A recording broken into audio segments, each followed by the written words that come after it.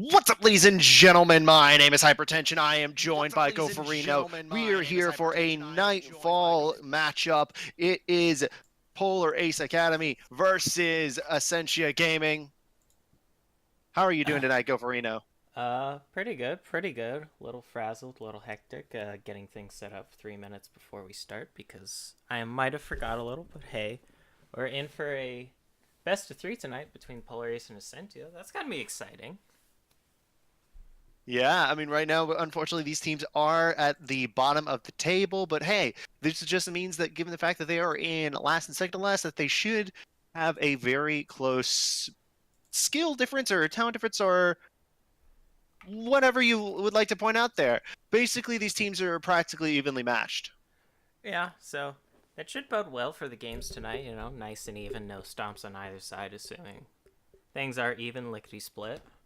We are having players should be ready here in just a second. Everybody's getting ready in the pro draft. We'll be hopping over to that in a second once everybody's good and ready. Yeah, we are going to get started here in just a second. And remember, guys, this is on patch 9.7. This is the patch where basically all the pretty things were broken. Um, all of the I say a lot of champions deemed OP were nerfed, and now we're at a point where we don't really know what's going to happen. There were a bunch of balance changes. It's a little bit wonky at the moment. Mm-hmm. And interestingly enough, I don't know if we'll see it this series, but it has been cropping up more recently and even seen a few times in pro play. Tonic Tarek Sona bot lane. That's me not being able to talk, but hey, what else is new? Very interesting. People are comparing it to the Frostmancy thing a while back, although people have been finding some counters to it and arguing that it is nowhere near as bad as the whole Frostmancy dealio. Yeah, honestly, I'm not as enthused by Sonataric. I think that it is pretty what's the word? Pretty gimme. It's pretty apparent when you're going to pick it, so it's hard to really get it cleanly now because of the fact that there is that go-to counter in any sort of hook champion. You could pick someone like Thresh, Blitzcrank, Pike, Nautilus even, and it will counter that lane. But they chose instead to go with banning it. Bans really quickly. They fired him away. Corki, Talia, Vladimir, Kalista, Tarek, Morgana. First pick Galio for Ascentia. That's most likely going to be that support galley that we've been just seeing so much of recently everywhere. Granted, there is still technically the potential to flex it to mid or top.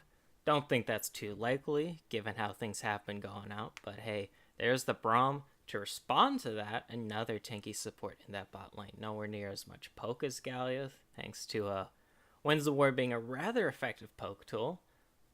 And I'll be curious to see how Ascentia decides to play this Galio in the bot lane. If we're going to see a Targon's a bit more of a tankier Galio, or if Freezeman instead decides to opt for Spell Thieves and go for a more in-lane pokey build. Either way you go, you do usually transition to more tanky anyways. Mm-hmm. Well, already speaking of tanks, on the flip side, it is Polar Ace picking up a double Freljord bot lane, very thematic to their name for Jack and Horizon. They have the Braum and the Ashe down there, so that's going to be a lot of engage tools from those two, as well as a lot of disengage and denial. For sure, yeah. Interesting they prioritize the Ashe here because Ashe by no means a bad carry, but usually you see much more higher priority carries picked. I do see the Kalista taken away, but there is other stuff you can pick up. Ascentia, though, gonna lock in the Zillion and Hecarim here.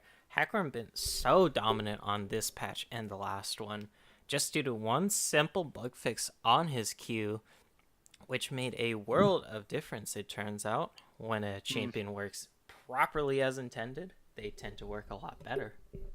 Absolutely do. And speaking of jungles that have been a little bit, in and out, we do see that Jarvan, which has been a little bit controversial lately. People are saying it's like, no, Jarvan is now countered by everything else. But other people are saying it's like, no, Jarvan is still good. It's a little bit of a dichotomy of opinion here.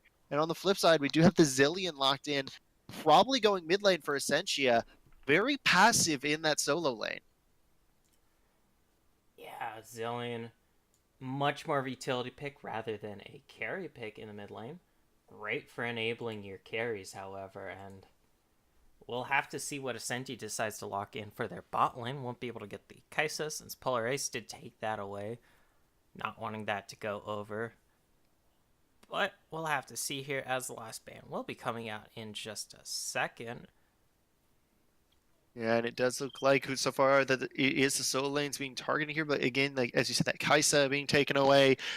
There's a lot of options still left for both teams, and that hurts me as a Xerath one trick. Hate seeing my boy Xerath banned away, but I respect Hey There Losers for being the guy to make them ban it. So now they are going to lock into that fourth pick, still having top or jungle, and mid does Polar. Who do you think that they'll still lock in? Oh, it depends here. If they really want to work the potential to flex this Jarvan to the top lane, they can lock in the mid laner here since they already know it's probably against that Zillion, and there is the LeBlanc lock in for Polar Ace here. LeBlanc should be able to completely bulldoze Zillion in terms of trades, assuming that Hey There Losers is able to avoid these stuns coming out. But once it comes to team fights, the Zillion Chrono Shift is just going to be such a pain for Hey There Losers to deal with, and it's going to be interesting to see how he tries to deal with that.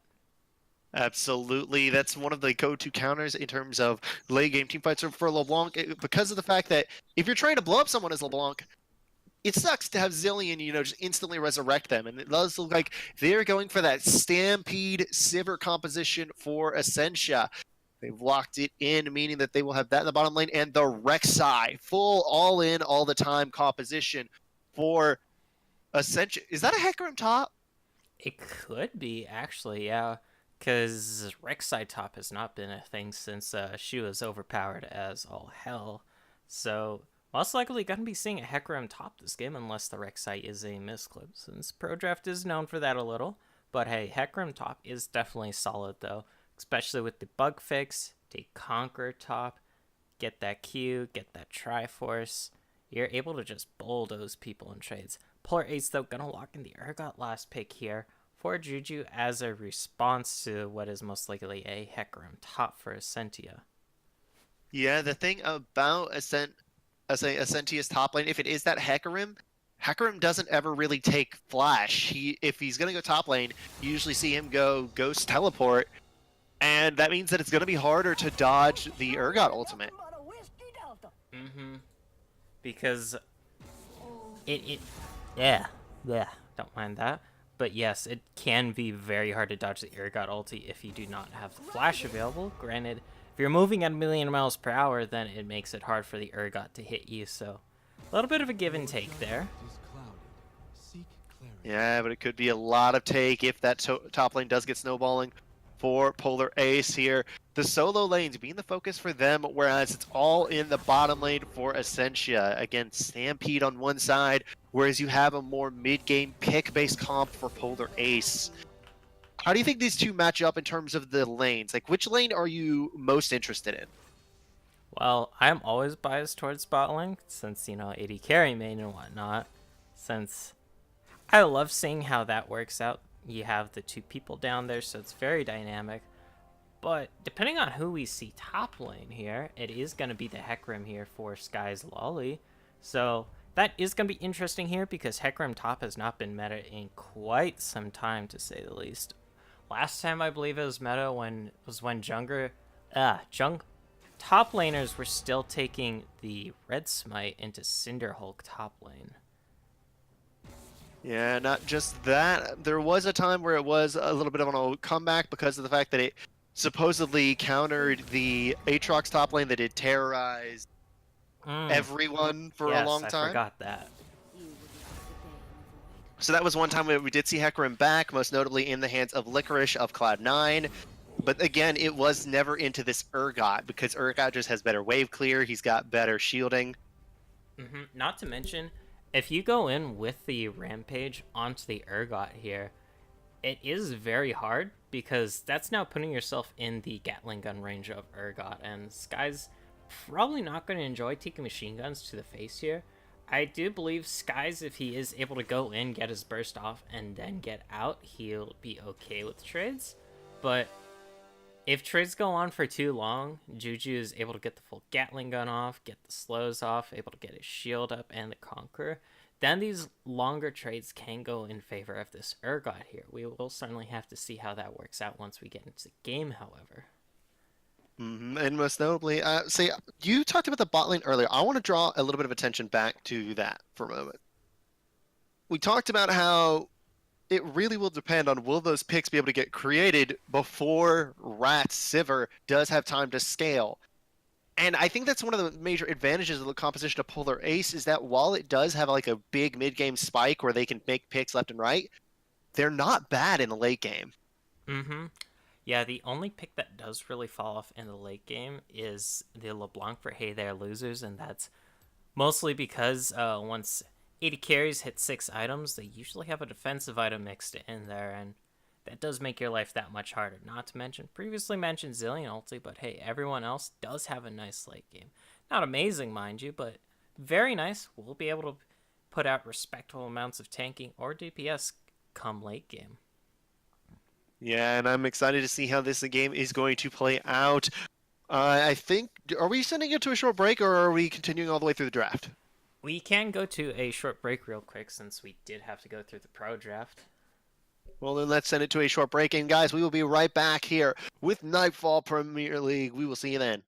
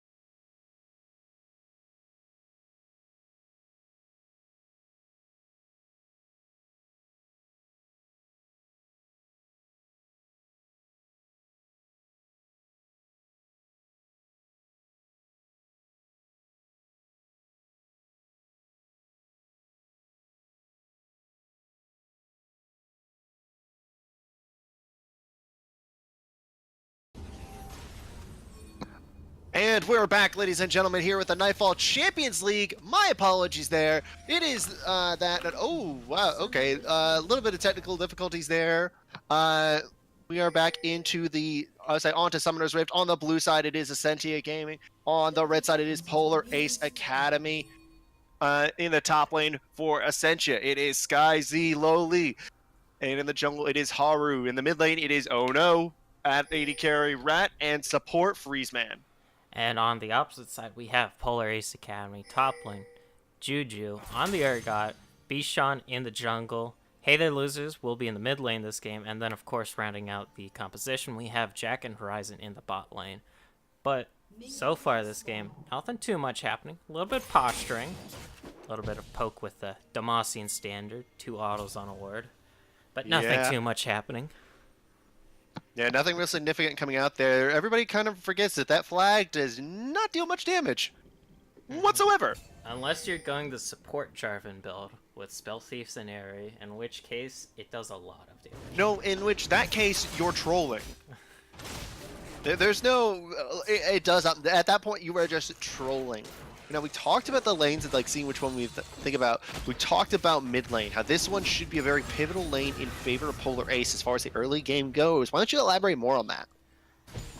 Yes, so for the mid lane, pre-level 6, Hey There Losers, doesn't have a Chrono Shift to worry about, which makes assassinating a lot easier if he's able to roam or get a really good trade-off here.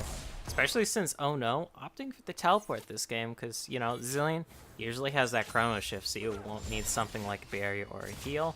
Maybe a cleanse if you so choose, but just going with the teleport instead for lane prio. So we'll have to see Hey There Losers. How does he decide to play the early lane here? Is he able to get good trades off? Is he able to get a solo kill off? Because once level 6 comes in and there's a Chrono Shift, things become a lot harder. Bishan gonna be doing a little bit of counter jungling, but eats a bomb for his trouble. He does, but now Bishan does get caught up by the taunt, but they're not going to be able to really chase any further. That was the flash burn for Freezeman for next to nothing, so overall a win there for Polar Ace. Huge win there, because Galio with support Galio, especially without the flash for his taunt, it really does hinder his engage potential, because the Justice Punch just isn't the fastest thing, so opponents are able to react to that much better. So we'll see how that plays out in the spotlight. Really good of Bishan there to escape thanks to the queuing of the flag and drag. Now we just back to a little bit more even standing right now. One good thing about this top lane in favor of Polar Ace, again, that Urgot, it's got such good wave clear, and it can basically keep the Hecarim perma pushed under tower. If he keeps that ward and that there pretty much the entire game, it'll be hard to really alleviate anything for Sky Z. Yeah, because Hecarim, if he's pushed under tower, much harder for his life. Not the best at CSing under tower, because your typical mode of farm, Trample's the passive. The Decimating Slash, I don't know, the name escapes me. The Hecarim Q. Not the best for farming under tower because it's AoE and will mess up your CSing patterns. But it would be that is Rampage. Oh, it is Rampage. Okay, I thought that was his passive. No, that is Warpath. That is very similar sounding in terms of meaning. But yeah, the Rampage does not make it easy to farm under tower. Of course, Juju pushed up this far, makes him vulnerable to ganks, but you did mention that River Ward earlier, should keep him nice and safe. Horizon gonna go in for an all-in here. Yes, they are, as it does look like there's a lane gank coming in. That's gonna be a flash from Bishan to help get that knockup. Freezeman goes low, Freezeman goes down as Jack picks up first blood. Rat trying to chase, not gonna get anything for his troubles. 1-0 for Polar Ace. Really beautiful gank there by Bishan, knowing that, hey, Freezeman doesn't have his splash up. Let's all jump on him, let's kill him, let's get this first blood. And first blood going over to Jack as well on this server, which is fairly nice since late game, most DPS will be coming out of Jax. Yeah, Jack, not Jax. Jax is not in game. Yeah, no, but right now, as you said, that damage will be coming out of Jack in the late game. That Ashe can start to just melt carries once she does get those 3-4 items, and it really hits when she gets the Infinity Edge after the Ruinous Hurricane. Oh, engage in the mid lane, but nothing really coming out of it except for a good trade there for Hey There Losers. And that's exactly what you want to see Hey There Losers doing this entire laning phase pre-6. Go in, get really good trades like that.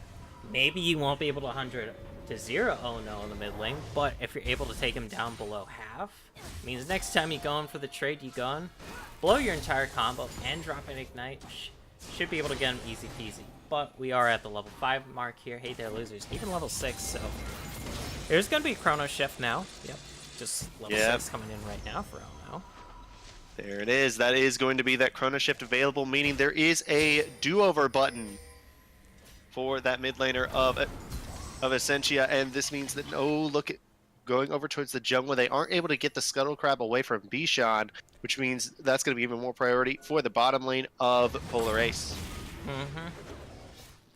Priority indeed, as there's a bit of a tussle over this Tribush version, but Ascentia can be able to win out on that one.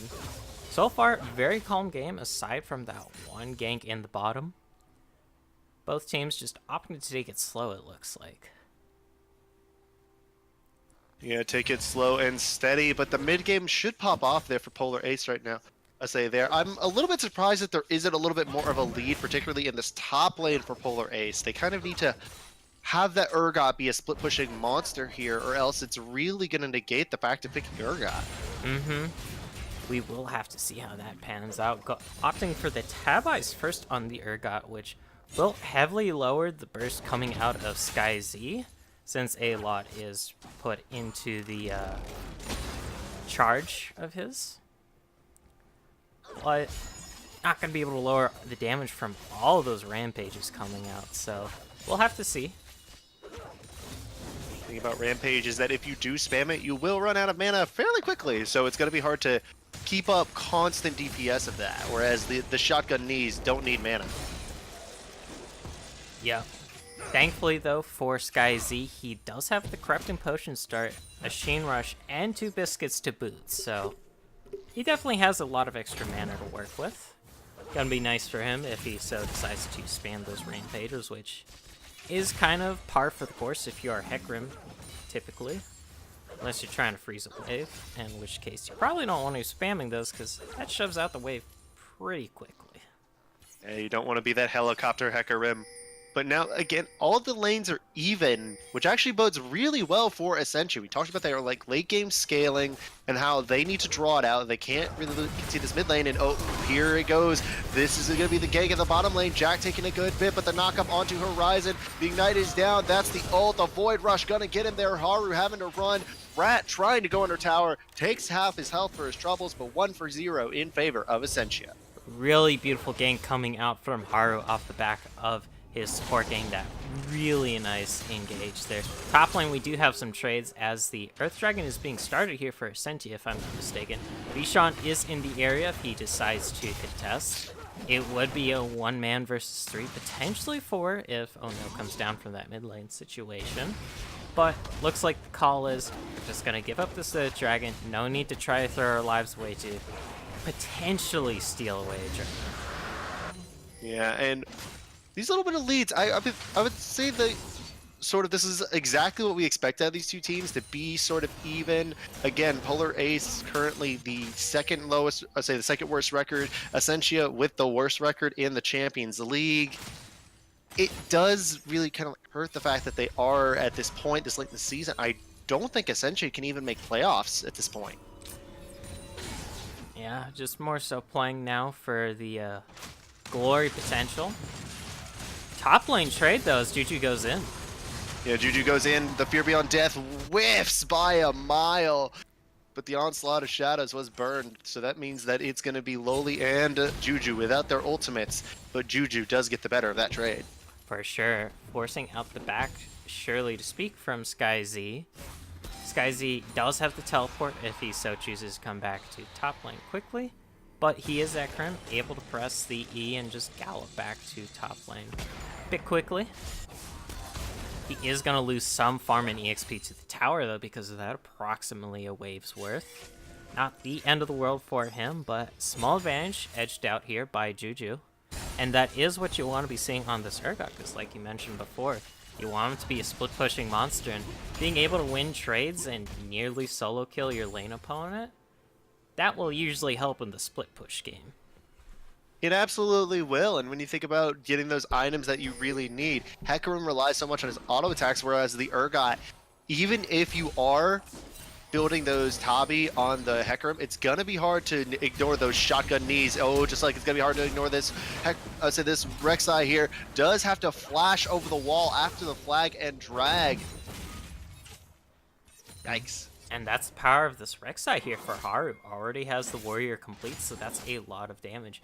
Even uses the Queen's Wrath to try and get down Bishan even lower, but Bishan able to get out with about half his health.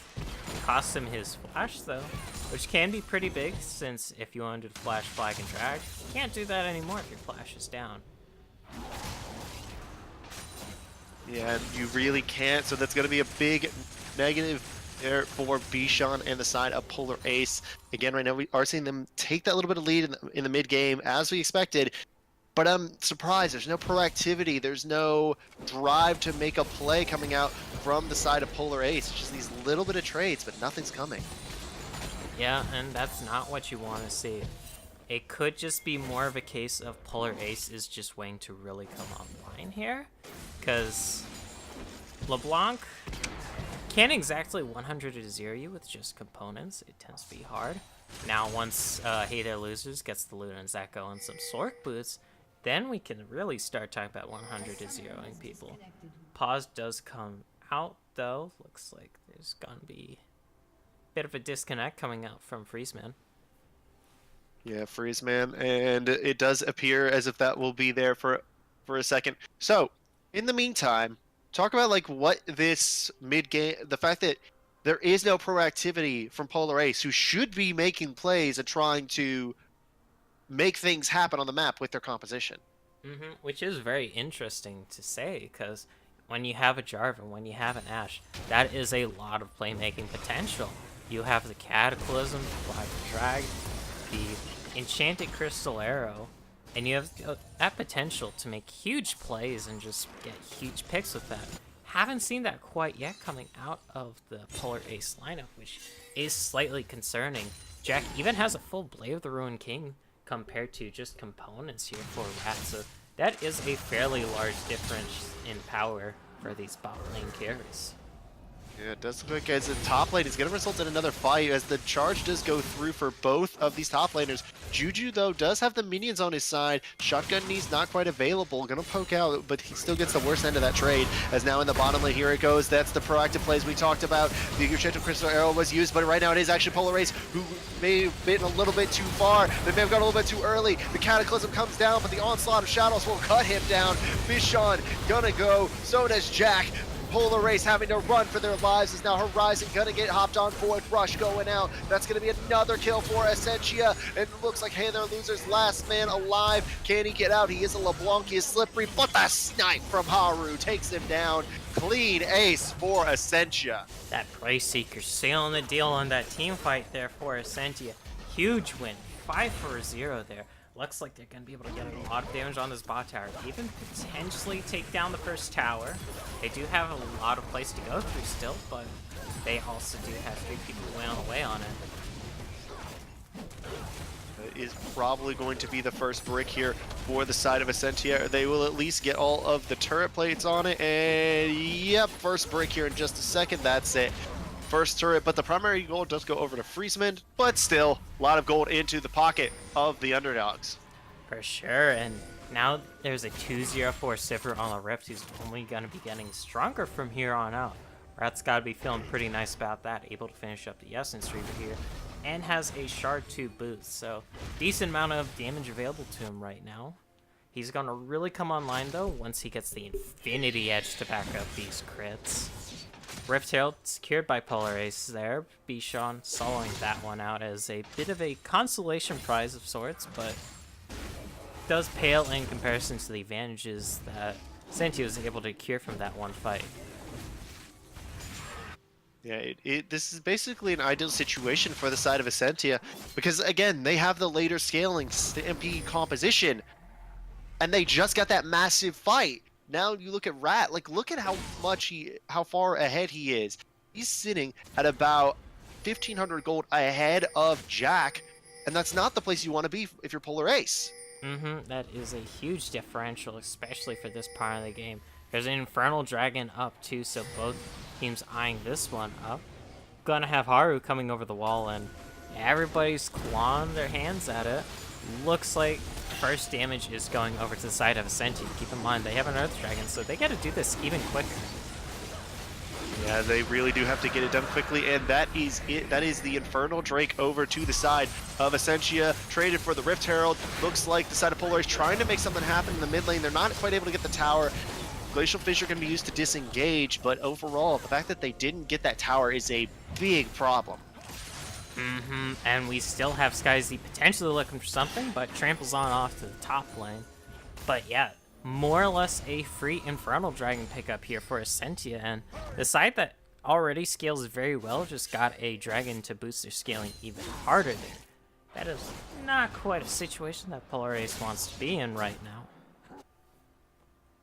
It absolutely is not. And also, I was incorrect about the playoffs thing. Ascentia Gaming can only make playoffs if Impulse loses every single game for the rest of the season. So there is a chance. There's a small chance.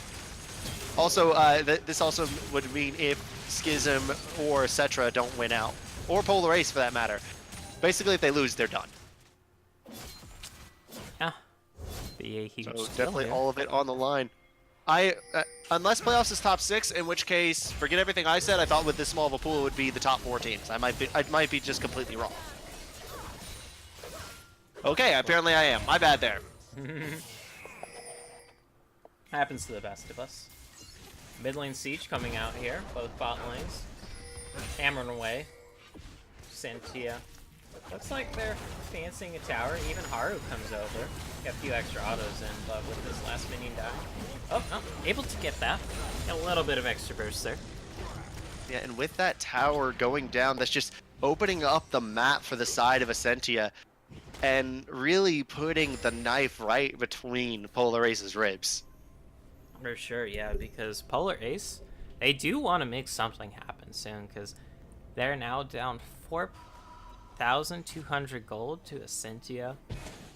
And it is technically only going to get worse from here on out with that Sivir, with that Infernal Dragon, and the Chrono Shift.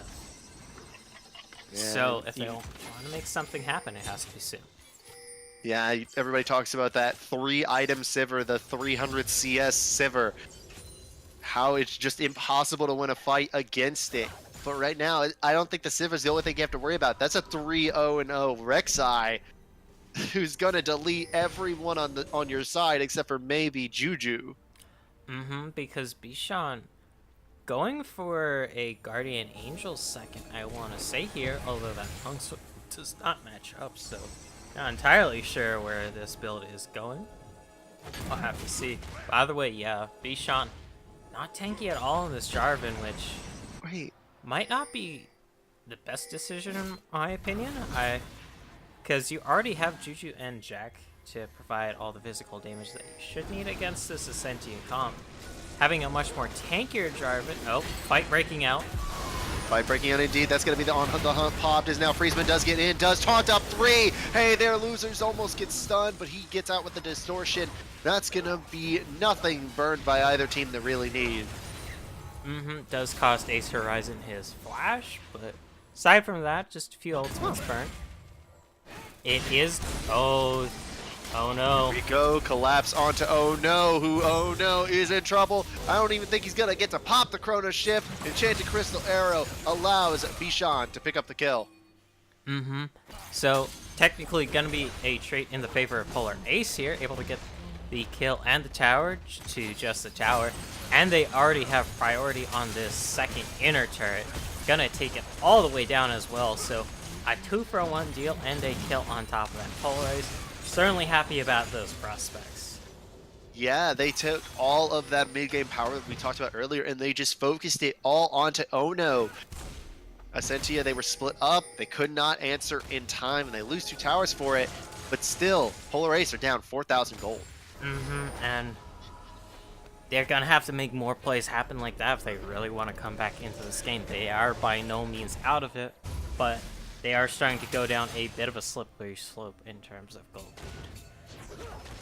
lead. When you start to see that 4,000, 5,000 gold deficit, it's just an uphill battle trying to claw your way out of it. It's not easy to do, especially when you have a comp that is supposed to be spiking right about now.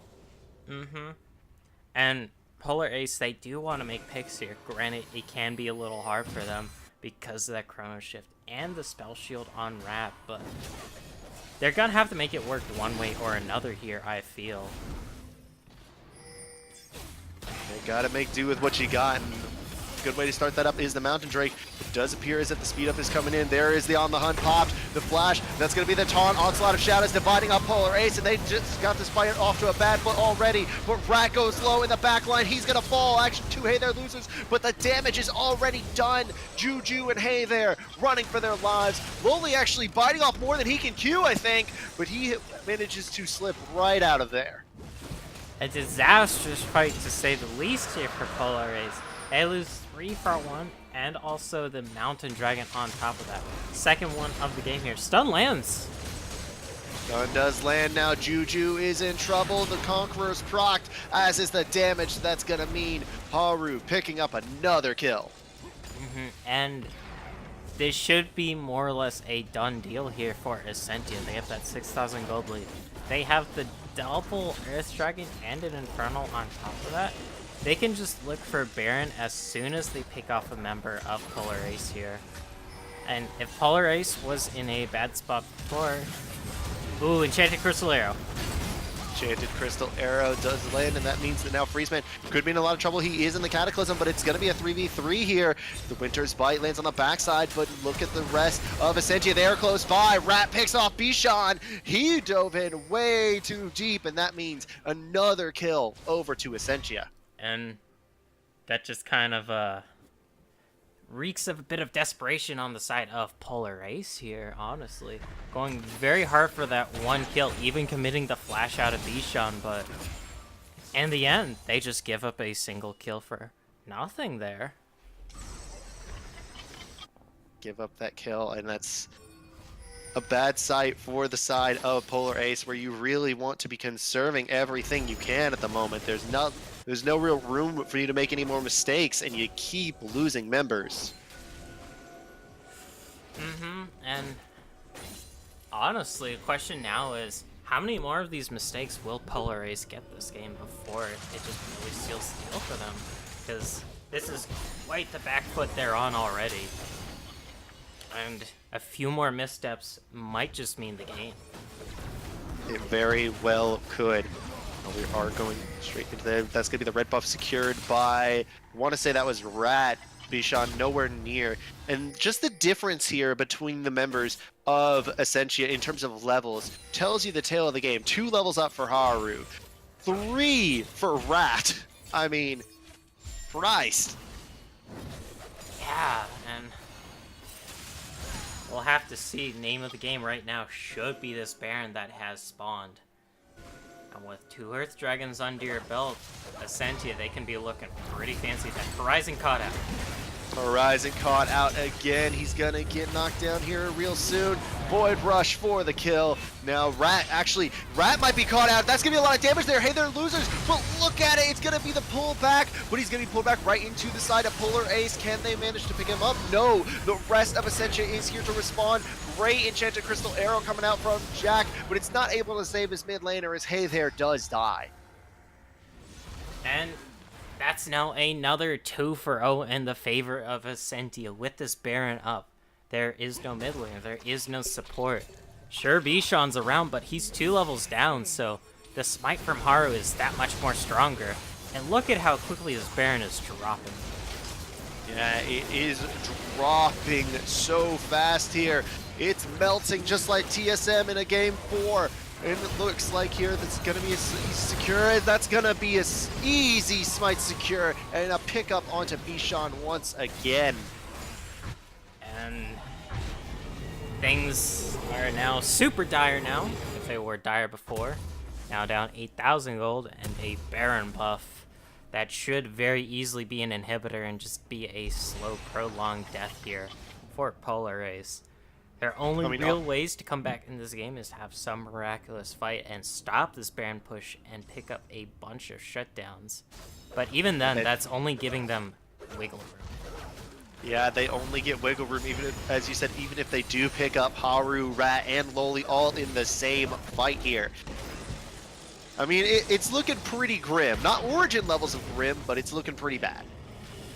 Dear Lord, yes, that is, this is nowhere near Origin levels. I believe the third game of that series was, spoiler the fastest warning. game in the history of EU.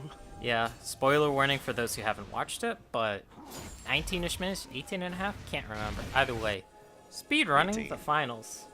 Quite the accomplishment.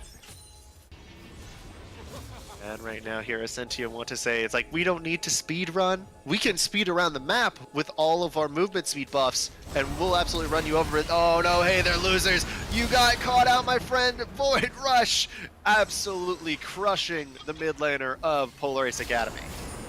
Man, and just look at these itemization differences on the table. There is nearly a full item up for the jungler here for Haru. Rat has a full item on his competition. Whew. Things are not pretty. And they're even less pretty now. There's a second Infernal picked up here for Ascentia. Yeah, that is almost the best item you could have given in terms of dragons there. The flash coming out. Rat is going to get away, which means that Polar Ace are going to get collapsed upon. But there's the Fear Beyond Death. You get something at least for your troubles. That's going to be a Guardian Angel reviving Bishan. It's not going to help much at all, though, as he still gets gutted. 1 for 2, but you get a shutdown? Another fight breaking out here. Juju dodging out the double bomb. Oh no, having to pop the Chrono Shift. That's going to be the Justice Punch into the taunt, meaning that the Galio is going to chase them off here. Haru going low, needs to survive, because if he gets shut down, that's a massive gold swing over. Looks like that's going to be the Onslaught of Shadows keeping up the fight. Now Horizon in trouble, but it is a shutdown onto Haru, but the damage might already be done. The stun on the Hither Losers caught him in his tracks. That's going to be another kill for Oh No. Now that Hecarim, Loli's just diving underneath Nexus Towers. It doesn't matter. He still gets Jack, and that means Freezeman will be next as he tried to follow, but overall it's just Ona walking away. I don't even know how many people died in that fight. Probably a higher body count than a few of the wars history has had. But yes, very bloody series of events there, but in the end, it is still going very heavily in the favor of Ascentia here. They're able to get that inhibitor. They're able to further their gold lead even farther, and all Polar Ace was able to really get out of that were some shutdowns. Sure, that is nice. It gives you a nice small boost in gold, but now you have that perma-pushing bot lane. Baron's going to be up here in just a few minutes yet again, and we're soon going to see episode 2 of the Baron push come out, and then once that happens, that is probably going to be the end for Polar Ace this game. I mean, it looks like the end already happened, though. That's how dire this situation is for Polar Ace. They have a comp that gets outscaled. They're down 4 Drakes, 4 towers, 9,000 gold, 13 kills. I don't think there's much room to come back. They'd have to get multiple picks under Rat to really get anything going. But that is just so hard between the Spell Shield, the Chrono Break, and having to go through the Galio taunt as well. And that's not even accounting for Haru and Sky Z here. They're just able to run down the backline of Polar Ace so well. Yeah, right now, here we go. It does look like a fight was about to start up there as the double bomb did catch out Horizon. Nothing coming out of it. For all the tools, all these engaged tools that the side of Polar Ace have, they're not really able to do anything with it. Yeah, and I think it just honestly comes down to the anti-engage tools, or anti-dive tools, I should say, for Ascentia here, because oh, the engage comes out. Yeah, they're engaged too strong. That's going to be Horizon. He gets destroyed there. Now, This should be a final push. Bombs landing. That's going to be a lot of damage there. Hey there, losers. Can't get anything going as Rat does have the spell shield. So it's just a matter of time here, waiting for the wave. As look at the Nexus. The minions are being winions here. That's going to be Jack trying to clear, but it's going to be 3v5 in the top lane. There's nothing that can really be done. You either go for the fight or you save your base. Either way, I think Polar Ace is going to be losing this one right here as Juju is going to get knocked up, knocked down. He goes out. Actually, it's Loli who bites the dust burst, and now Haru Void rushes in way too deep. Bishan manages to survive. That's going to be a Guardian Angel, the Chrono Shift onto Haru. Can he get out? But there's Hey There Losers. Does manage to survive as well. Everybody lives, and Jack is just wailing away, but Rat turns around. One-shots it with the boomerang. Now, they are going to be able to get out safely, but the minions pushing does mean that Polar Ace have to defend as Horizon dies again. You hate to see that, and that should be more or less all she wrote here for Polar Ace. Looks like Ascentia. Hey there, losers, trying to make something happen. Trying to be that carry his team needs, but I don't know that they really can have any sort of leeway here. They've lost everything but the one Nexus Tower in their mid lane inhibitor, but those super minions, they're barreling into the base now in 2 lanes. In the mid lane, their inhibitor is exposed. The Nexus only has 1 tower left. I don't even think they have the wave clear to kill all the minions. And Baron is up yet again, so Ascentia, all they have to do, reset, spend all your money, get the Baron, go back. You already have both sideways pushing with super, so just run it down mid, get both side lanes, or even just one pushed into the base, and look to take the game-ending team fight. Yeah, now they're looking at the 5th dragon. Even if the game goes on that long, which I doubt that it will. That dragon, that 3rd Infernal Drake, Jesus. You talk about optimal dragon RNG here. You look at what the hell Ascentia got. That is the best roll you could possibly get for late game. Reesman going in, though. You're a little bit out of position, my man. Juju's taking a lot of damage, though, from Rat. Here comes Loli. Does have to pop the Onslaught of Shadows to get out of the Cataclysm, but it is Juju who dies first. That Chrono Shift popped. Reesman gonna get knocked up by the Glacial Fissure, and that should be now all she wrote. They've got minions pouring in on 2 lanes. The inhibitor has respawned in the bottom side, but still, they have super minions with them in the top side. Bishan trying to avoid getting knocked up there. Haru roaming.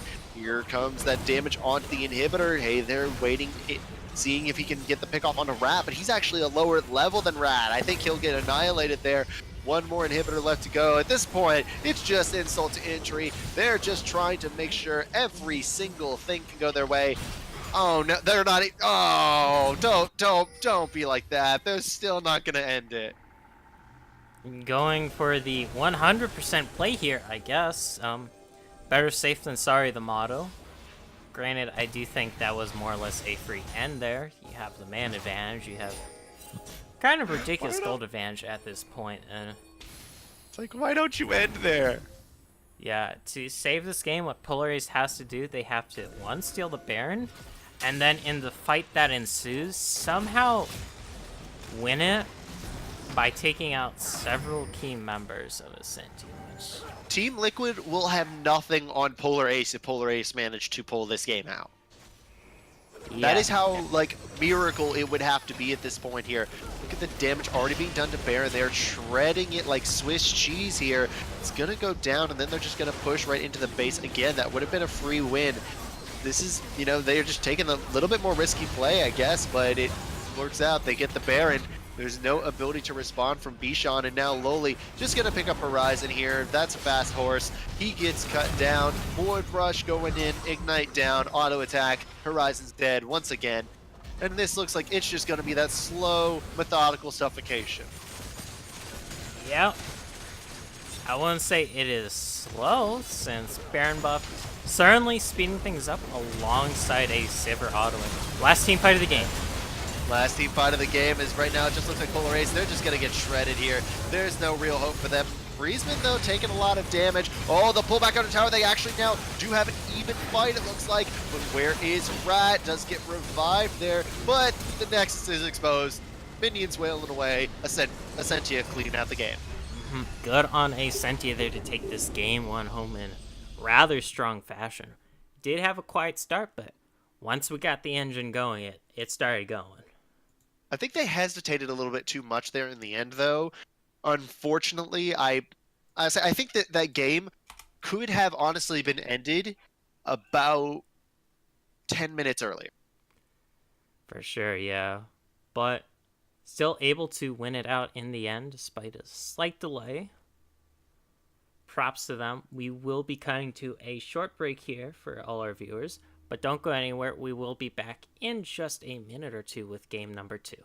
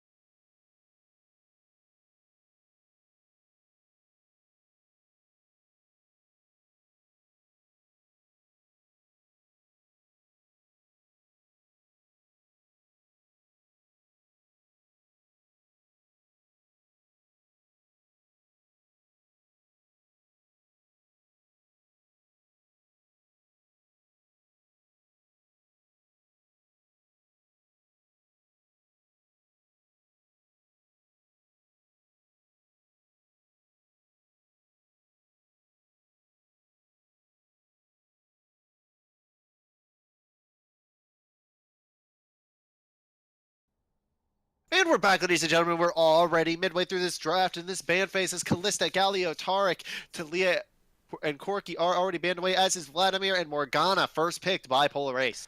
Yeah, off to a rather thunderous start to this champ select, and quite the contrast to the early game last game, which was pretty calm and serene and slow moving. But hey, already got that Morgana first pick that was banned away first game.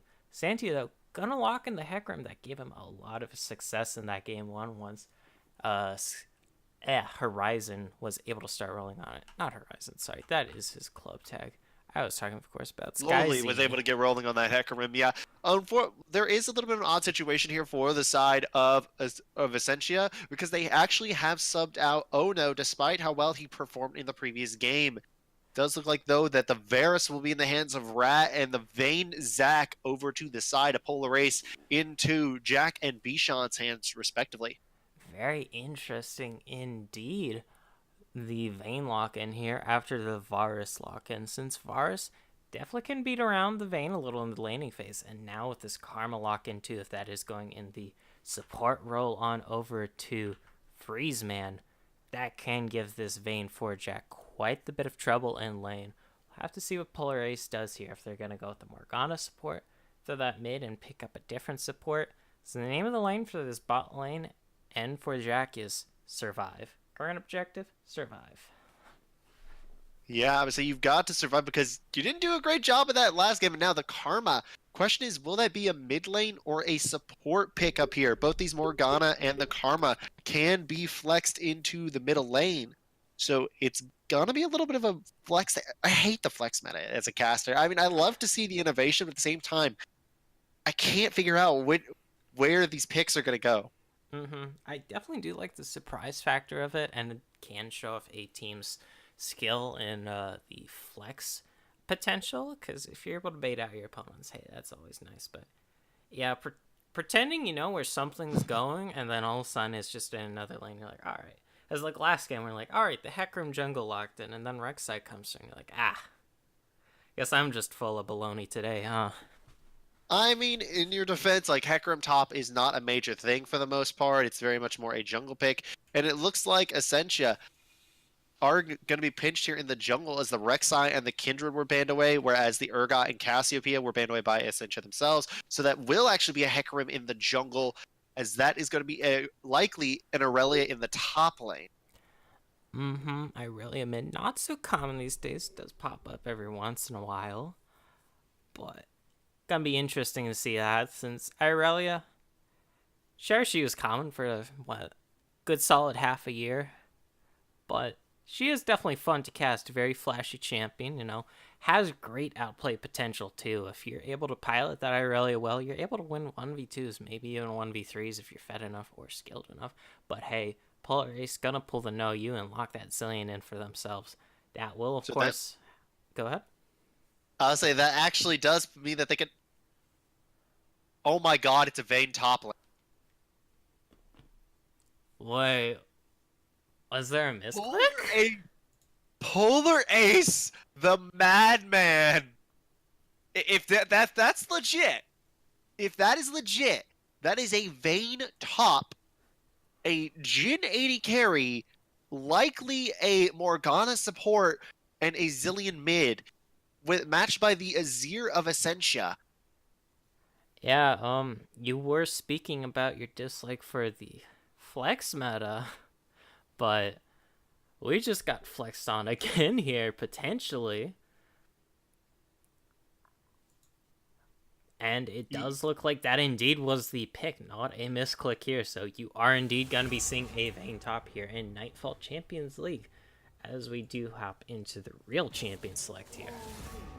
Vayne freaking top. This is going to be an interesting situation, particularly because I don't see it working out well into Aurelia. And even if it's like some like next level strats and it's like a Vayne mid, good luck laning against Azir. Like, either way, I don't see how picking this Vayne could be beneficial into either of these champions, because Aurelia has such sticking power and burst potential, whereas Azir can just zone you out. Yeah, unless it's a Jhin mid, which would be very interesting. Yeah, even then, it would still be rather bad for the Jin, but it would not be as bad as a Vayne. Jin at least has a little bit of extra range and has some I wave clear of his own, but it is going to be the Vayne top here for Juju.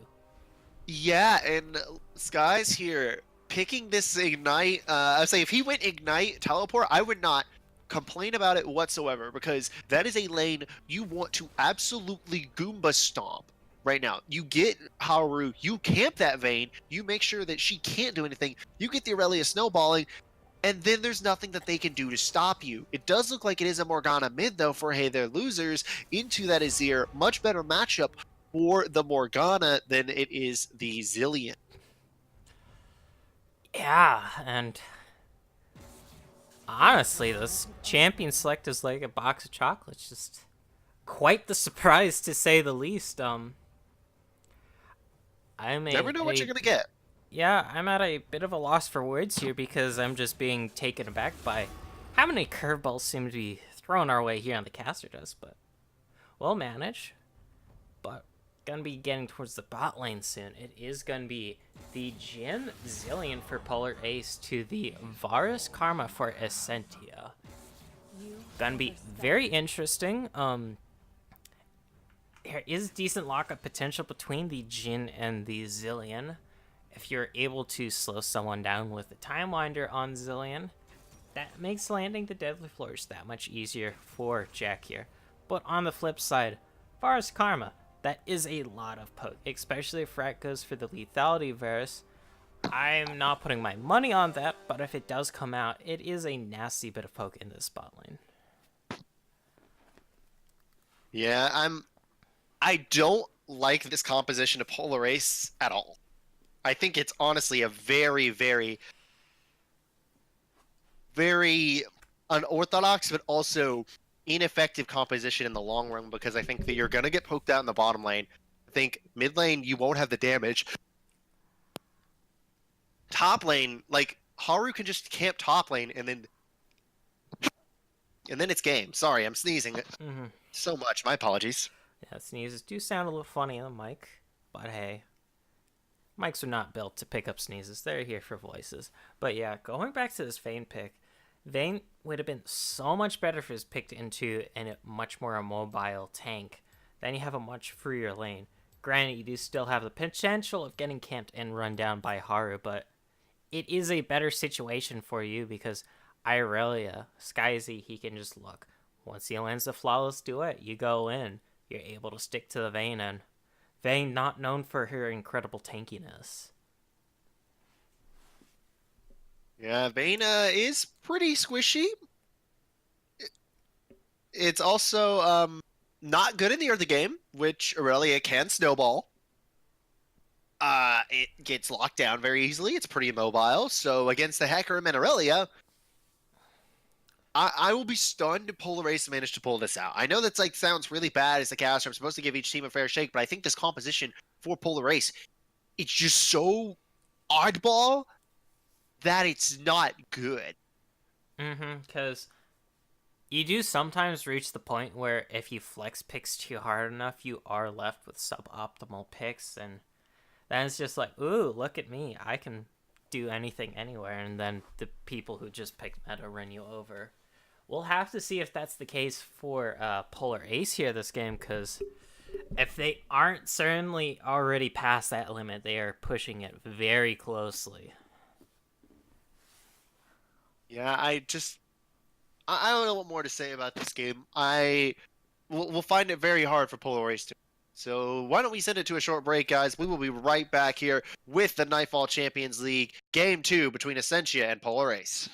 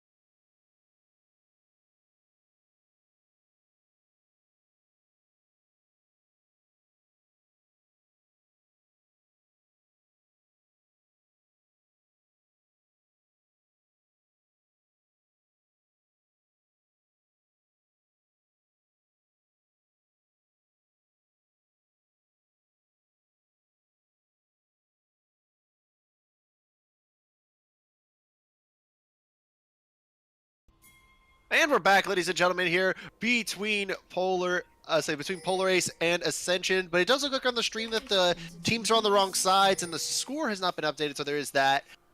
We will be fixing that here in just a moment. On the blue side, it is Polar Ace. On the red side, it is Ascentia Gaming.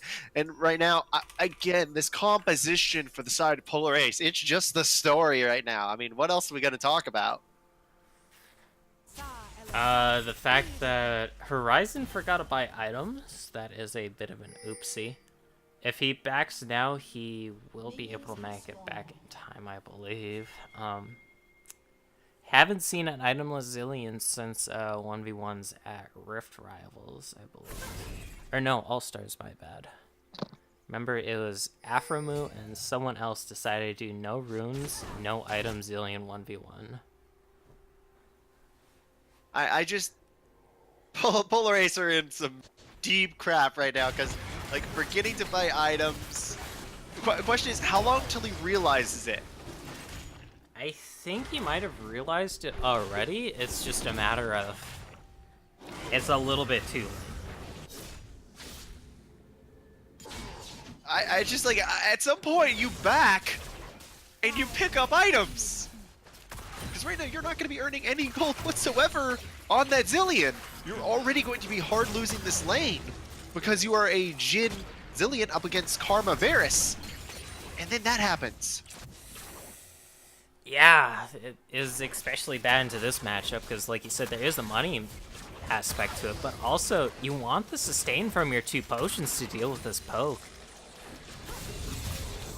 But because of this, it more or less means any damage Horizon takes is basically permanent. Yeah, not only is it permanent, but he's not getting gold. It's like part of the fact that matters. You need that, you need the Spell Thief's Edge to get gold as an AP support. You have no money. You're going to be more broke than Greece's economy circa 2012. You're going to be more broke than Spectator Client at times.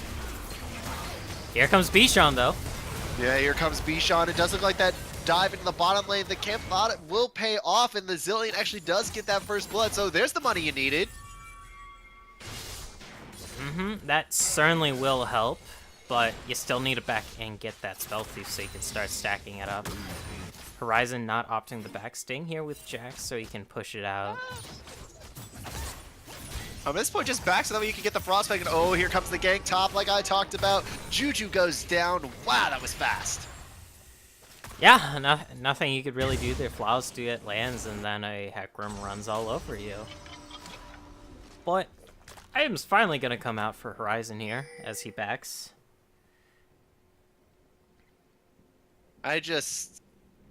Again, I'm still at a loss for this composition. Yes, they got the kill bottom lane.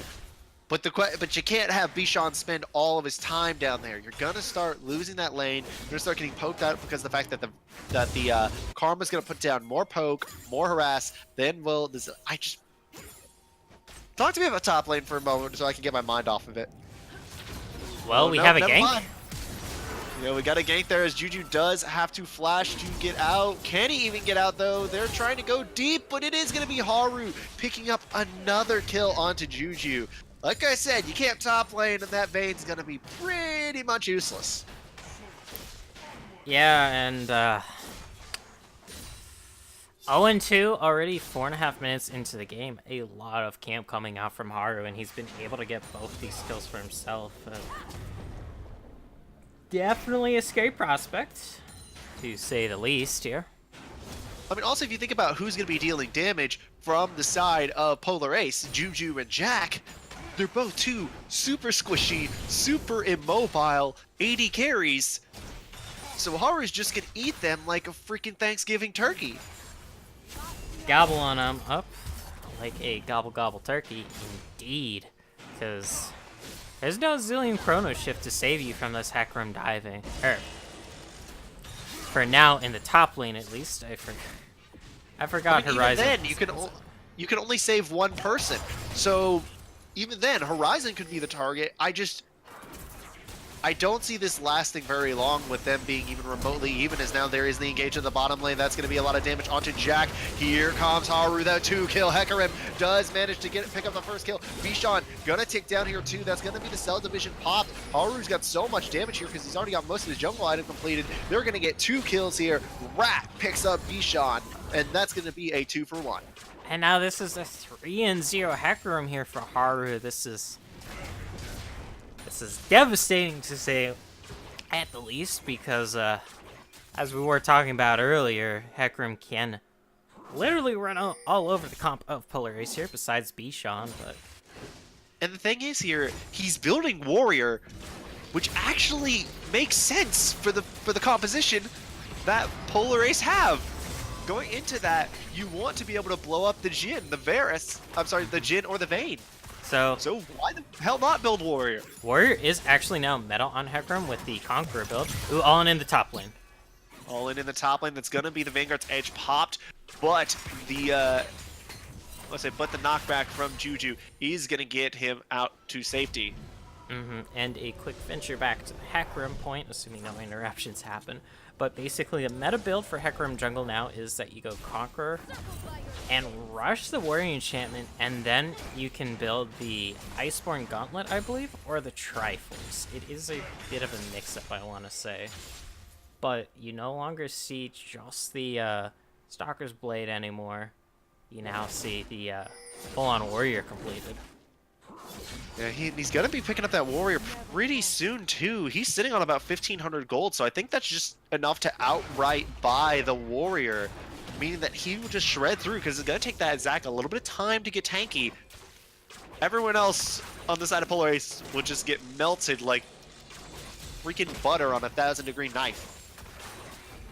Would get a lot of views on YouTube, but this is Twitch, so not able to get huge views, only huge viewer counts. That makes any sense, but hey, getting back into game here, 7.5 minutes have passed, and already we do see a minor gold lead edging out here for Ascentia. Bishan hovering in the bot lane, has a slingshot if he so chooses, and with Haru being in base, there's no worries of a counter gank happening. And the best part is, though, that they don't even need to worry about pushing this up. They could just kind of chill, push back, and let the lane recrash back into them. They don't need to push forward. And not pushing forward indeed. Freezeman gonna spot out Bishan here, so a lot of time wasted in this bot lane for Bishan, even gonna have the recall stopped. And Haru is now walking down towards this bot lane, it looks like. So we could have an all-out fight here. But there's a level 6 Haru to a level 5 Bishan if this does happen, giving Ascentia quite a huge advantage. Yeah, not just that, when you think about what those level 6s mean for the side of Ascentia, you do get that, get the Chains of Corruption, and you get the Onslaught of Shadows, 2 massive teamfight ultimates, whereas you're not going to be popping the Curtain Call in the middle of the fight with a Hecarim. Because even if you do prep the fight with the Curtain Call, it is going to get interrupted. Bishan finally getting out of this bot lane after what seems like forever here. Quite far behind in terms of jungle pacing if you look at the CS discrepancy. 30 between them and nearly double here, as it looks like Haru is soloing out the Cloud Dragon, I believe. That is very beneficial for your Hecarim, you know, what with all the moving and galloping around. Yeah, the fact that his AD actually scales with his movement speed too. So it's really a good sign. Oh, that's going to be the Chains of Corruption landing. Jack is going to be revived there by the Chrono Shift, but here comes Haru topping in. It's pony time, baby. It looks like he did pony up and whiffed wide left there. No kill. It does cost both the summoners here out of Jack, though, and a Chrono Shift. Bishan's here, but he's unaware, so this is very well spotted out by them. Yep, spotted out indeed, but that is going to be the last, the stretching strikes. Gonna pull him back with the Let's Bounce. Horizon gonna get the kill onto Rat, not who you needed to pick up that gold. Yeah, because you really want some kills to be going over to Jack here. Get some money in his pockets. Give him a bit of an advantage to work with, but right now, all he's working off are some assists, and at best, that's evening up the gold here with the fact that Rat has 8 kills for himself. Well, also, it doesn't help that in the top lane there's that massive lead, but look, in here in the jungle, once again, Haru now on a rampage. Hey there, losers, under tower. Looks like Haru is going to get ganked here by Bishan, but again, that Hecarim has so much of an advantage. He can do most of whatever he wants, but he's actually got to avoid the damage now. The bomb going to get him, take him down. It's only Horizon getting kills! And the only other kill has gone to Bishan here, which not what you want to see as Polar Ace. Still, a shutdown is a shutdown here, and Bishan was able to participate in that kill, so decent amount of money going to him as well. But like you did mention earlier, top lane, we have that 2 assist lead, and over 30 minions right now in the lead for SkyZ, thanks to all the pressure he's gotten in this top lane, and now the insane kill pressure he has thanks to having that level 6 ultimate and the Sheen. So yeah, the Sheen being that pivotal moment, giving him just that amount that they needed. He can all in Juju whenever that Vayne steps just that little bit out of position. And look, another camp in the bot lane for Bishan. I mean, this is probably his best option because mid isn't going to carry you. Top's already basically done. There is no recovering in favor of Juju. Loli is just going to carry it there. He could actually probably 2v1 them at this point. But camping bot lane is the smart move for Polar Ace. But even then, Bishan hasn't been able to edge out a lot of advantages in the bot lane for his team. A lot of kills on Ace Horizon, but like we said earlier, not exactly optimal, but hey, it is still only 2,000 gold that separates these two teams. Another thing about Bishan spending so much time down here is, yes, he's camping bot, but he's losing so much experience, so much gold here, because he's going so far down in, in minions. And look, again, a botch gank. So now you just lost another 10 CS deficit for nothing. Does at least get both flashes out of these bot laners, but still, do you want to be getting better results than 2 flashes if you've been camping this hard? Why are you still bottom lane? Ooh, Haru gonna find himself a Juju. Final hour. Yeah, final hour gonna hit, as are the silver bolts, but Onslaught of Shadows does catch him on the tip, and that's gonna be all he needs, just the tip to get Haru that kill.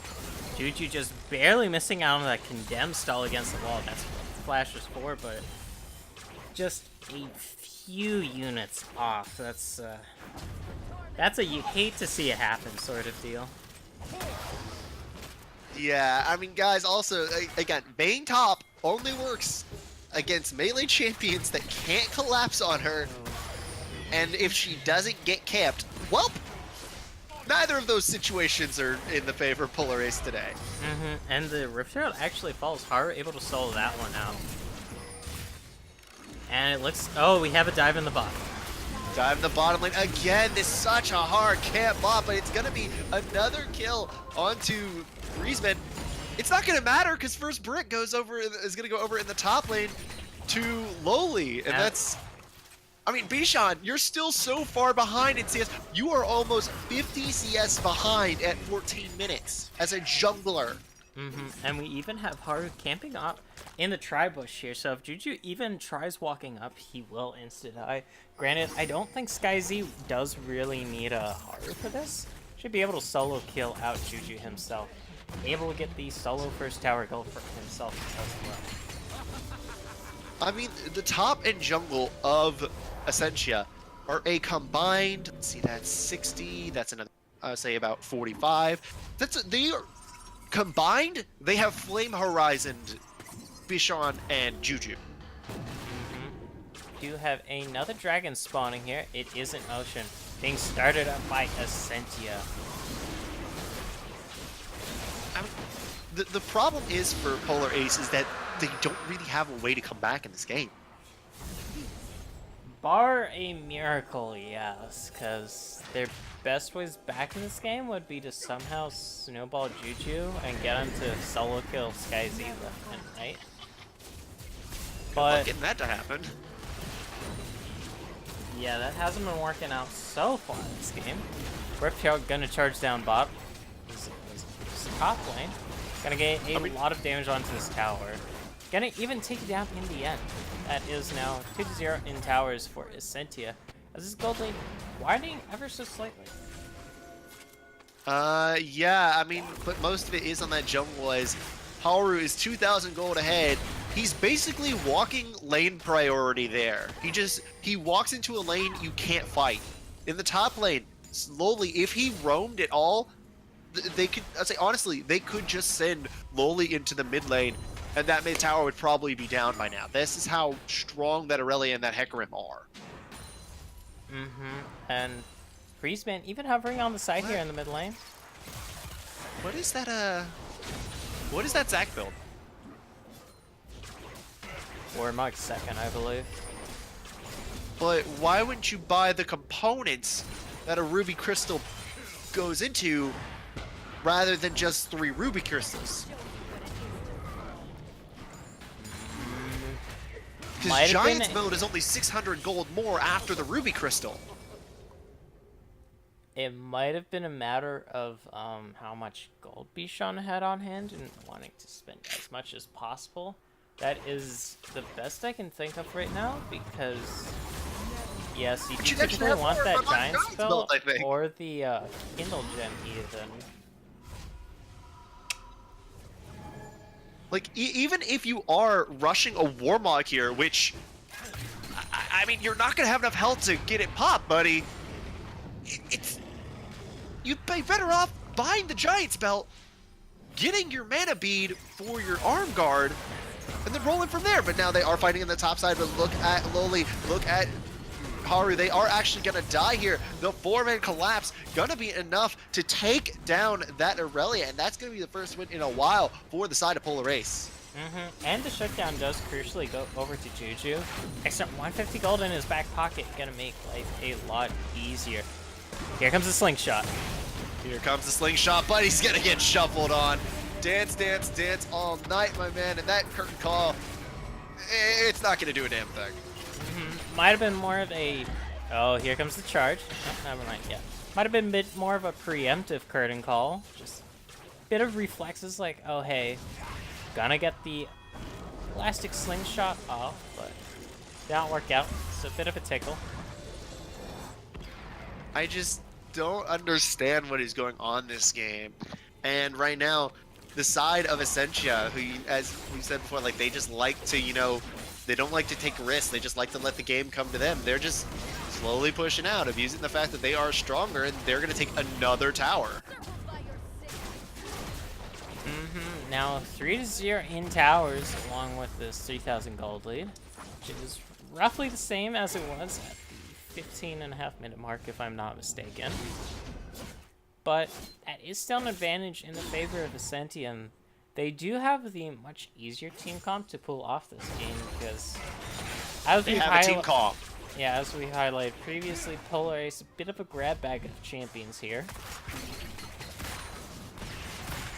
It's just, I can't understand it, because even if you do put a Chrono Shift on one person, Loli and Haru are going to delete whoever Chrono Shift isn't on.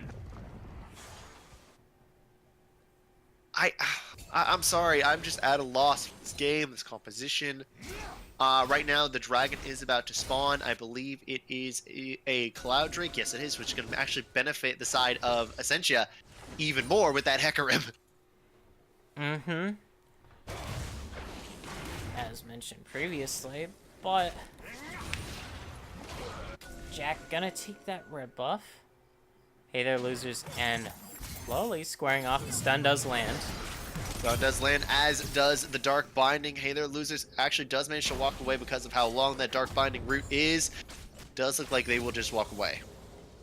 And that is technically a small net win here for Polar Ace. But the dragon has just spawned, and it looks like Ascentia are already getting their meaty claws all over it. I mean, if Polar Ace try to fight, they just get ace. There is no reason to try and steal this one. I was about to say, Bichon, please don't go in there. There is no reason to give your life for that, because it is a Cloud Drake that they need a lot more than you do. Dark Binding does land. A lot of CC actually going in onto Rat, who gets almost lead, but that also a Shadow Steel finds the side of Polar Ace. They're actually winning this fight. They locked down people. They are getting picks where they needed to. They zoned off Haru and Rat, and it looks like Freezeman died for the sins of his AD carry. They're actually going to get a tower off of this. That was actually really beautiful by Polar Ace there to pull the trigger and recognize they had the advantage there. Because SkyZ was not able to join that fight, so 5v4 automatically making things a lot easier here for Polar Ace. But yeah, but is... Can't even really clear. Oh, the shuffle gonna happen. Horizon does pop Chrono Shift on himself. Not gonna quite die, which means he's gonna be on very low on health. Well, he does have the flash, and I don't understand.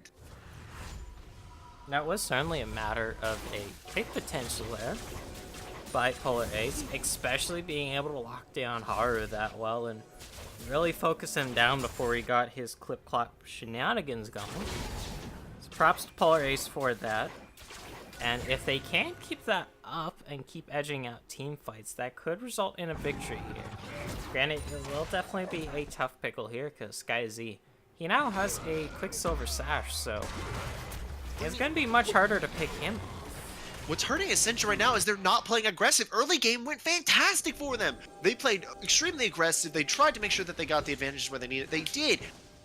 And then they just stopped. Why did you stop? I don't know, but right now the Baron is up. No towers have fallen in favor of Polar Ace. So the objective lead is still pretty heavily in the favor of Ascentia, but it's only a 1,500 gold lead when you should really have about 5,000 at this point. The real question is, looking at this bot lane, can Juju 1v1 SkyZ yet? The answer is no. Ascentia still do have a large upper hand in this game, especially when it comes to Baron pressure, because if I'm being honest, a Vayne teleport is nowhere near as effective as an Irelia teleport. Especially with the Vanguard's Edge going to come in, plus the fact that you have the Onslaught of Shadows. You have a lot of AoE team fight ability from the side of Ascentia, provided, you know, you don't get picked off away from your entire team before the fight starts. So we will have to see how that works out, because Juju's not able to 1v1 and SkyZ just walks all over him. That gives Ascentia a ton of priority over this Baron, and Baron is, as always, a rather huge win con. Are gonna be caught out a little here, able to back on out though. Yeah, he did walk right back onto the bomb though, so that's gonna tickle a little bit.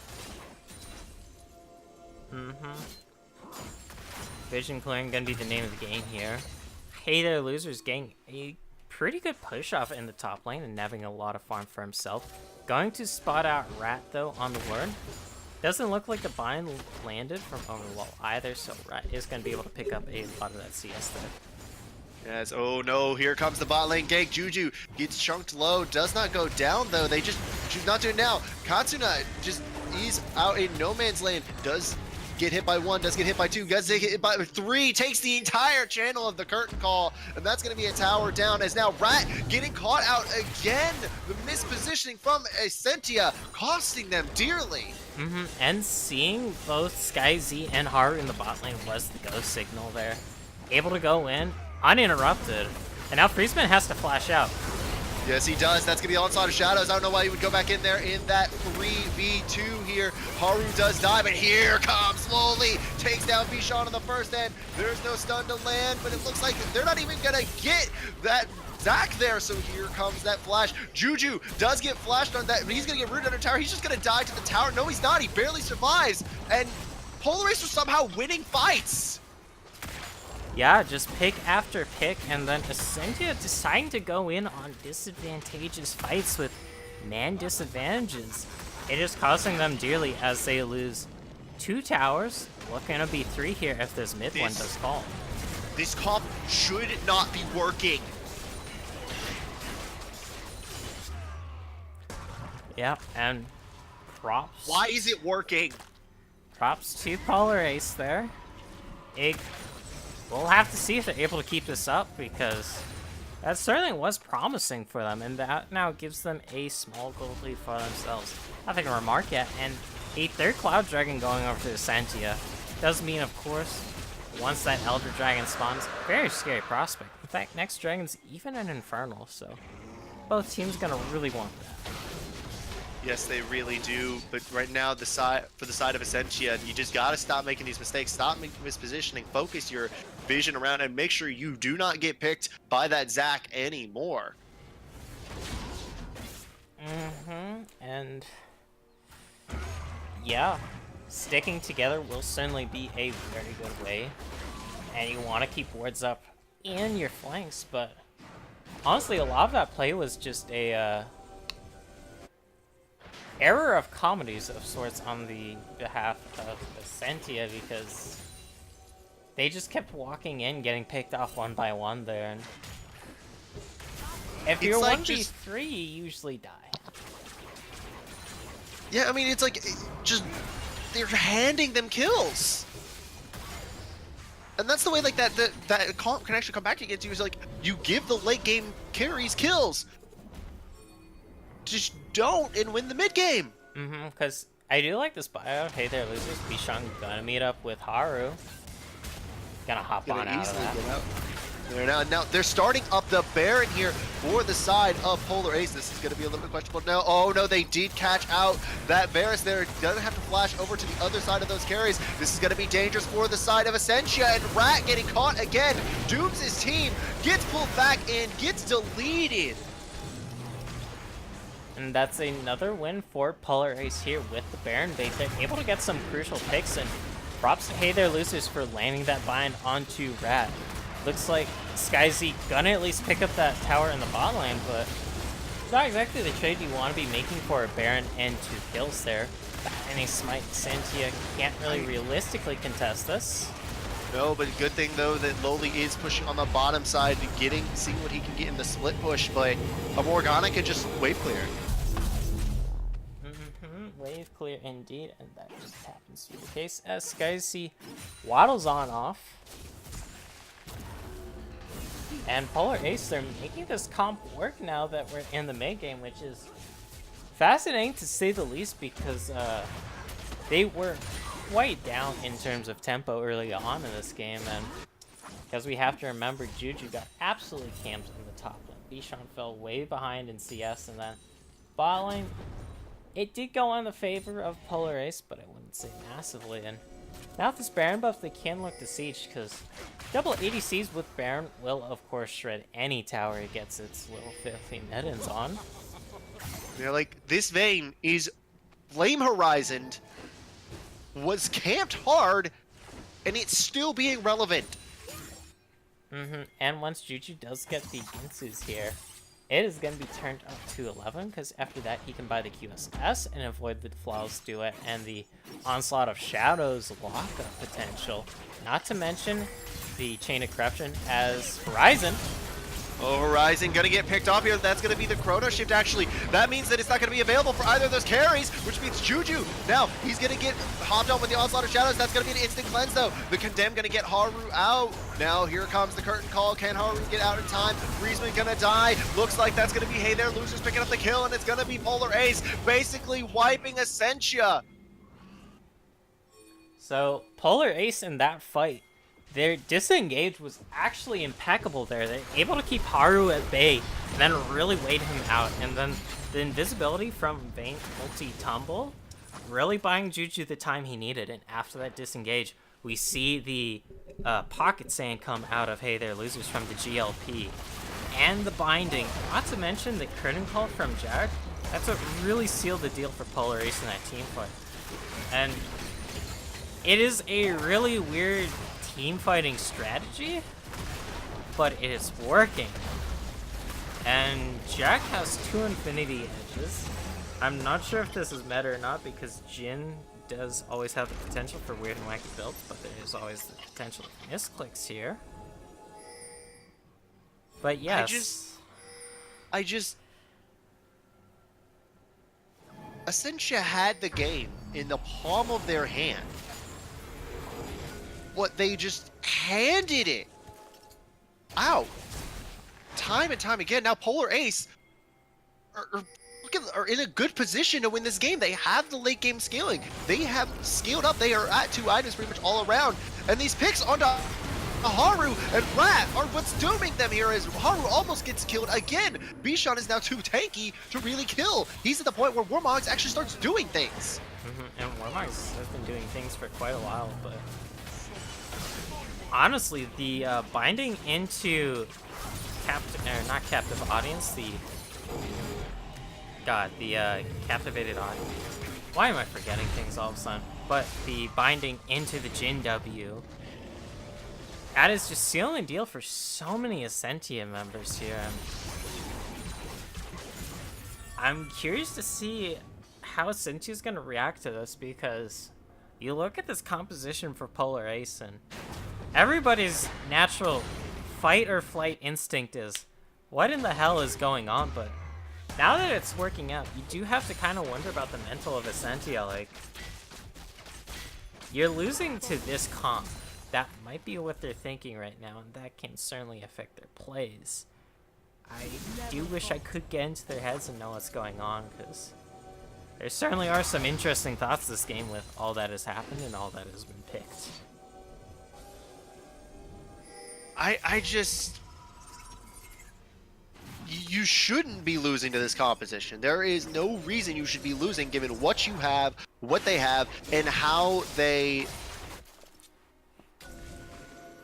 play this game. It's just...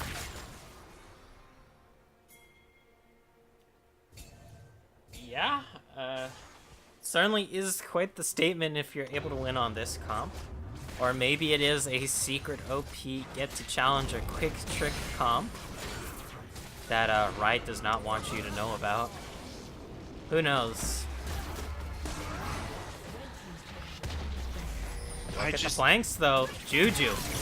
And here comes the flank, there it is, and that's the fight that they needed for the side of Ascentia. That's going to be the chrono shift onto it, but Haru's in the backline alone, and they just abandoned him. They just left him there to die. Now Friesman's going to die.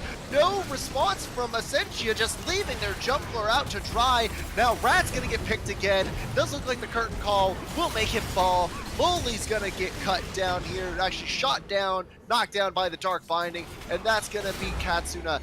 Good. Next on the menu, does pop that Emperor's Divide, but it's not enough. That's going to be the game. We're going to game 3, ladies and gentlemen. And a beautiful chrono shift by Horizon there to save his top laner homie from the brink of death in that fight. And yeah, I don't know what to say, but GG Polar Ace.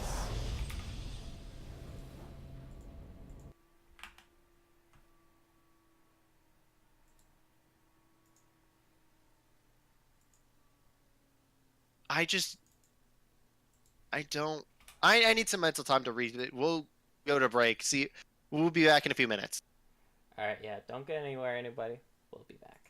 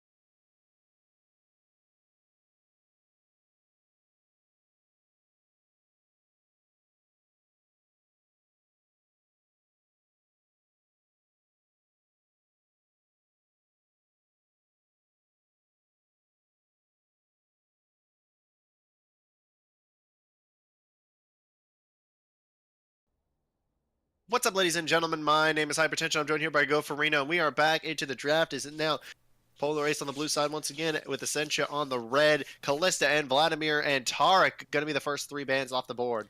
And Ascentia taking off that Morgana. That was so crucial to Polar Ace winning last game. Because Hey There Losers made the binds working. You see the Galio taken away. That was so crucial game one. And the Zillion that's been so crucial this entire series. So we are going to be reaching some new picks this series. But that does leave the Rek'Sai open for either side if they want to pick that. Because we remember game number one, Haru on Rek'Sai. Quite the fearsome thing. But that also leaves open the Hecarim. Are you going to see the Talia first pick here? I would not be surprised if this somehow ends up in the jungle, because I do know Bishan, he still loves him some Talia jungle. Yeah, Talia jungle, it's not as good as it used to be, but it's not bad. Mm-hmm. Oh yeah, Definitely. nowhere near as good as it used to be, where you could just completely power clear. But Hecarim Braum going to be the lock-ins here for Ascentia. Hecarim been such a huge pick in that game number one. And Yeah, right Braum, now, as you said, Hecarim Braum going to be the picks here for the side of Ascentia. and Brahma, he does have the highest presence in pro play of any support for a reason. Good old reliable here. Polar Ace going to pick the Thresh into that, though, so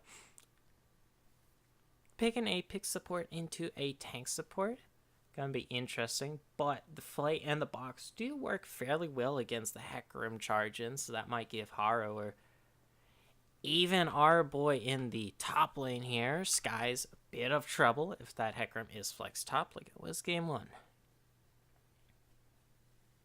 Now it does look like I would say it does look like the Hecarim can be flexed, but again, as you said, Thresh, Corki for the side of Polar Ace, Lucian, Braum in the bottom lane for Ascentia. And Lucian Braum, always a fearsome combo. We'll have to see what Polar Ace picks into that. I already have the Thresh. Doubt the Corki's going bot lane, but there is a chance. We will have to see as getting the second round of bans here. Would not be surprised if Rek'Sai happens to be taken off the table by Polar Ace here. No, I'm going to opt instead for the Irelia. First, understandable. Ascentia, though, take away that Jhin. That was so crucial in Polar Ace's last game in terms of picks there. Yeah, the Aurelia was very strong in the top lane for Ascentia, and they did get it snowballing. They just, stopped snowballing it. I'll have to see, as Ashe being considered the last ban here. It will be the last ban coming out for Ascentia. Trying to pinch onto Jack's pull here. He'll have to reach deep into the pockets. Granted, there are still plenty of options available. There are, and it looks like they're that last ban ticking away.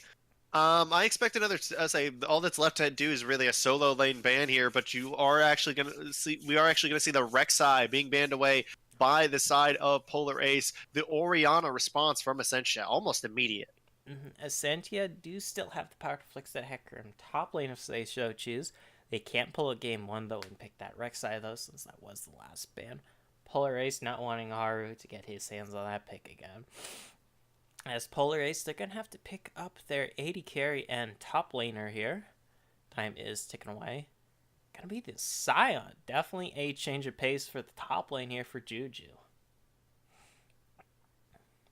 Yeah, it does look like over there again, as you said, Scion in the top lane does mean that it's going to be a good tank, but not a very dominant laner. See what that last pick is here for Polar Ace. It's probably going to be their AD carry. I can't think of anything else that it could be, but again, wacky drafts already this series, so it is going to be the Jinx in the bottom lane. Whereas we've got a Kale in the top lane for Ascentia. Ooh, Kale into Scion too, especially with the Klepto build. That should be very heavily favored for Kale here.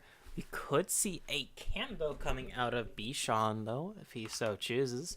That is certainly an option, as we should be hopping into real champs select here in just about a minute.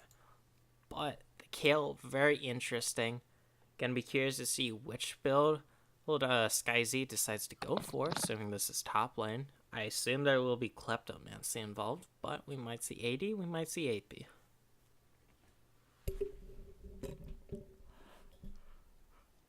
As you said, we are getting into like the actual draft in just a second, but there is a little bit of a delay. So, looking at this draft, when I look at the composition of Ascentia, I see a team that really does want to fight as soon and as much as possible. Fight as soon as possible, indeed.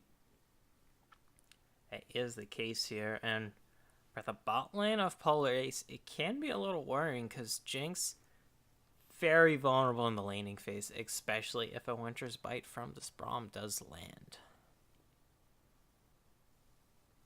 Said it will, and also, guess why don't we send it to a short break while we're waiting on the draft? We'll be right back here at Nightfall.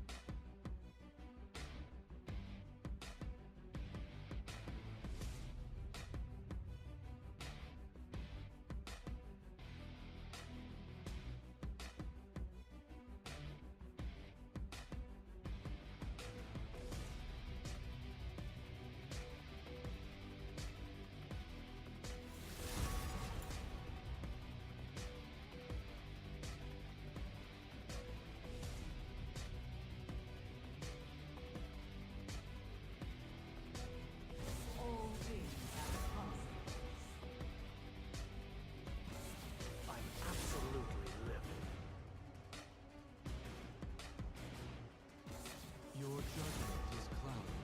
Seek clarity. Your worst decisions will haunt you.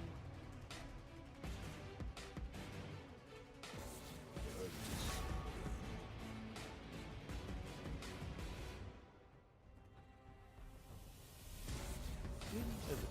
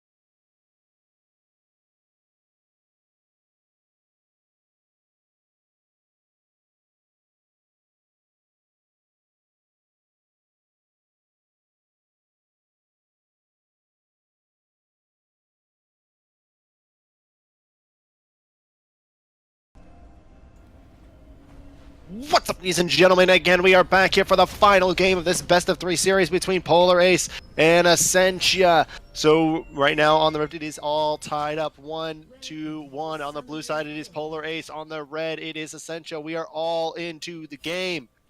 Standard line of scrimmage from both teams. Standard line of scrimmage indeed. No one wanting to throw away the game at level 1 here when everything is on the line in this game number 3 of this series. But that is to be expected, of course. Like I said, game 3 of the series. But going to the top lane, Sky Z. We're hyping this up in champs like this, Kale.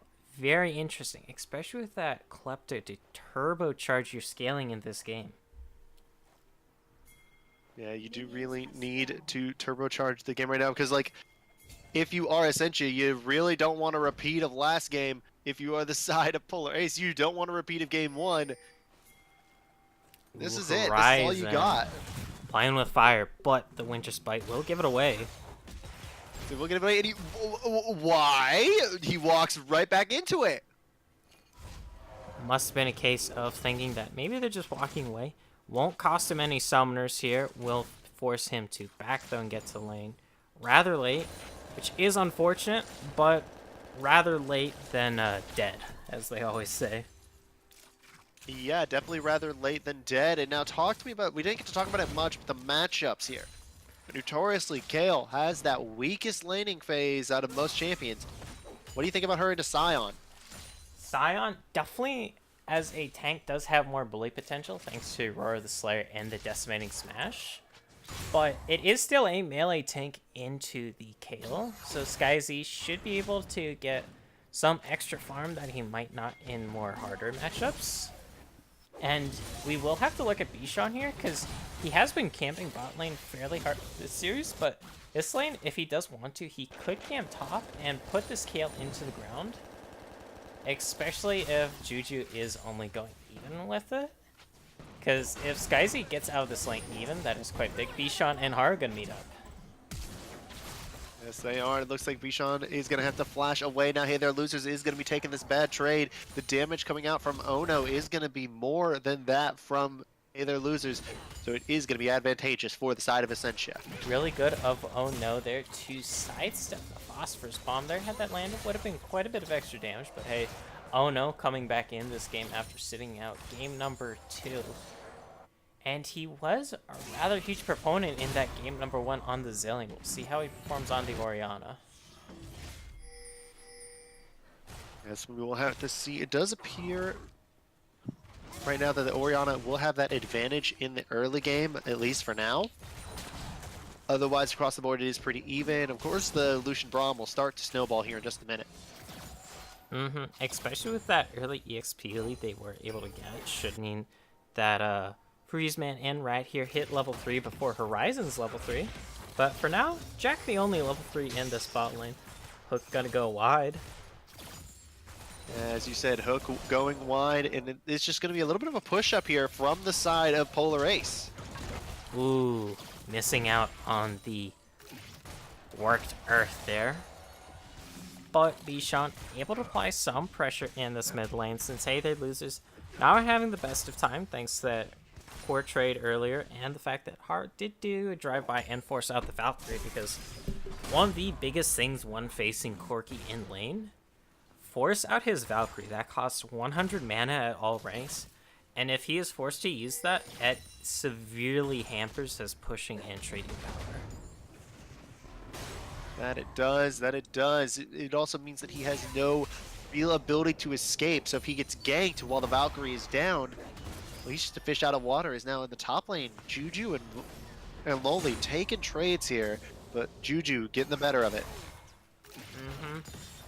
Definitely getting the better of it indeed, but keep in mind, since Lowly does have the Klepto, every time he's able to go in, land in ability, land in auto or 2, he's getting extra cha-ching in his pockets. And ooh, that's almost all the concussive blows proc there onto Horizon, but not quite able to. Able to get out of that one, just like level 1. This time he isn't even forced to back, so definitely an improvement in that department. Bot lane, though, of Ascentia. Going for that Scuttle. It does look like they are going to try and start up a fight here. Bishan does hit that seismic shove. It looks like that's going to be Freeze Man going down. First blood over to Horizon once again. A huge pickup there because Lucian Braum, they want to be the aggro ones in this lane. They want to go for the all-ins. They want to just beat you down, force you back, or get kills. But we're able to get jungle pressure like that and shut them down. It is doubly twice the bad blow against this Lucian Braum lane, because if you're not able to go aggressive on a Lucian Braum lane, that is a big no-bueno. Mid lane though, hey there losers, gonna take another not so good trade. They're gonna have that little bit of bad trade there. Now looks like they're just trying to roam around, make sure this mid lane does not fall too far behind. Bishan in the face of Haru, this Hecarim, not having that same effect that it did last game. Yeah. But all things are said and done, a slight lead for Polar Ace. That is boding well for them, especially since that does mean Jack was able to go back and get the BF Sword first back rather freely, whereas Rat hasn't been able to back quite yet. Does have a decent amount of change in his pocket though for when he does back. Now we are getting another push up as Bishan looks to be roaming bottom lane, but they spot him out on the ward, so they're not going to take the bait. Alright.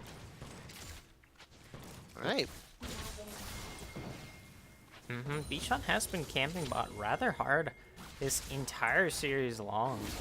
Did work out for them in game number 1, and it does look like it is going to lead to this early Earth Dragon. Haru is in the area if he so pleases, and even has a level advantage with his smite, but gonna opt to not and just go for the farm game so he can hit level 6 on this Hecarim. Bishan's actually 2 levels down, thanks to all the ganks he's been doing. Yeah, he will be, and I say, as you said, he's gonna be down in levels, but they do pick up the Mountain Drake to start off there, so that's a very good start for the side of Polar Ace, even if they are down in that jungle position significantly. In terms of farm at least, but hey, Earth Dragon will certainly be very helpful when they have these 280 carries, and Juju, he even opts for the first by Tiamat here. That is going to help them a lot with the wave pushing, just able to get the free AoE autos, the free little active to push out minions that much more. And if he's able to shove this Kale under tower, Skyzy might fall behind in CS. Not the case quite yet though, since Skyzy able to push that one on out. Yeah, being able to push anyone out of lane here will be very good for either team. Right now, again, as we said, it's pretty much all even, which does not bode well for Ascentia. They do get outscaled with that Jinx, with the Corki. I would say even with that Kale, it's gonna be hard to cut through the entire bulk that will be the side of Polar Aces. Now look in the top lane, Juju trying to get into Loli, but not quite getting anything. Does get a very good trade indeed. Here comes the onslaught. Here it comes. That's going to be it, but the invincibility is proc there. Here comes the onslaught of shadows, and that means that it's going to be Juju running away with his tail between his legs. Bishan trying to go in really deep. Might have bitten off too much, though, but here comes the Valkyrie. Gonna be able to pick up Loli. That's the kill there for Hey There Losers, and that's going to mean that they get priority into the top lane. 2 flashes blown in the bot lane, though, so Ascentia definitely winning out on that, but bringing it back to the top lane. Haru trying to fancy a little bit here as a plate does fall. Bishan's able to walk out of that one. And in the end, that is another kill in the favor of Polar Ace here. That one also going to Hey There Losers in the mid lane as well. And Corki does have quite the respectable mid game once he gets the Sword Boots and the Triforce. And a decent late game as well once he starts getting crit. All in the bot lane. All in the bot lane. Horizon not quite gotten with that concussive blows. Freezeman does take a lot of damage. Jack dodging out the calling from Rat, and that means everyone's going to get away, but 4 summoners burned on the side of Polar Ace, 2-2 from Ascentia. Very advantageous for them in that bot lane, and gonna have to definitely play careful here out of Jack and Horizon. Although we could see another gank come in from Bichon, especially once that Weaver's Wall is back up. 50% off cooldown right now. Gonna be pretty interesting to see how this game develops. With that 2 kills, Polaris is a little bit ahead, but the question is how long will that last? The mid game is coming, and that will be where Ascentia do have the advantage. Yeah, and especially once this Corki gets the Triforce, as mentioned, but also Talia, very good mid-game spikes. And then, of course, Scion, very strong in the mid-game too, thanks to the fact that he'll have a relative good amount of tankiness farmed up from the Soul Furnace passive, but also his damage will still be relevant then, because once we come to late game, Scion damage, it does enter a bit of wet noodle territory unless you land a full combo on a squishy. It will. I mean, even then, when you get to the mid to late game, Scion just won't deal really much of any damage. He'll just be the engage, the CC bot. And there is certainly nothing wrong with that because, Polar Ace, they already have plenty of damage in the late game between Corki and Jinx. Ooh, hook lands. Here comes Haru. Here comes Haru, though. They've got 1 proc, they've got 2. That's gonna be it. But the stopwatch will actually save Horizon. But the wall might doom him. Here comes the teleport in. Hey there, losers. Jack gets Haru off the back. Hey there, losers. Gets Freezeman. And another bot lane fight goes disastrous for Ascentia. Polar Ace pick up 2. And this means that they can actually push to get some sort of advantage on the tower. But never mind, as the culling actually just clears the wave outright. But still, that is a huge pickup here for Polar Ace. Both those kills going over to their carries. Very huge there. If you look at the kill spread on Polar Ace, 3 out of 4 kills are on the Corki and Jinx. That's exactly what you want to see if you're a Polar Ace fan, where as for Ascentia, they weren't able to get anything out of that because they were the initial aggressors there with the Braum ultimate and with Haru coming in. They were. And now we are going to be progressing well into this mid game with Polar Ace, the team that does have the later scaling, having the advantage. They've got the 2 kills on the Corki. That's what you need to get him snowballing. You now have 2 dragons under your belt. You don't have a tower, but you have CS leads in several lanes. This is looking like a prime setup for Polar Ace and exactly what they need. But oh, Juju. Gonna eat up. Could be biting off too much. He does have the unstoppable onslaught, but Haru can block it. So can Lowly. That's just a kill for Lowly onto Juju. And that's just getting thirsty for tower damage there, and it costs Juju dearly. Getting a kill over a kill. That's not what you want to see for Polar Ace, but Ascentia very crucially getting a kill on this Kale, which will be, of course, be that late game powerhouse. Already level 10, and we all know level 16, that's where the magic happens. That is where the magic happens, but right now the magic is going to be, can Ascentia crawl back again? We talked about their mental from the last game, how it must be destroyed after losing to that composition when you really shouldn't. Now, they are losing again in this early game to a composition that scales hard late. Because bot lane, even though Rat does have a minor CS lead here, it's basically nothing, especially when you consider how many kills that Jack has been able to participate in, and Jinx is just so scary this patch. Comes online at 2 items thanks to the crit changes and changes to her minigun quite a while back, and from there it only gets scarier. Yeah, it does get scary, especially when you think about the fact that Jack actually does already have that completed item. Rat still looking for it. It's a very scary situation when Lucian's supposed to just stomp that lane. Yeah, but thanks to the jungle pressure and that one backfired gank, just things going in the way of Polar Ace as the hook lands. Hook does land onto the Lucian of Rat. He's giving a lot of damage onto him. That's going to be the Weaver's Wall, actually not going anywhere near far enough. Hey there, losers is under tower trying to get him. Does go on a killing spree now. Freezeman, not long for this world either. That's going to be the dive, and Bichon almost getting executed by the tower.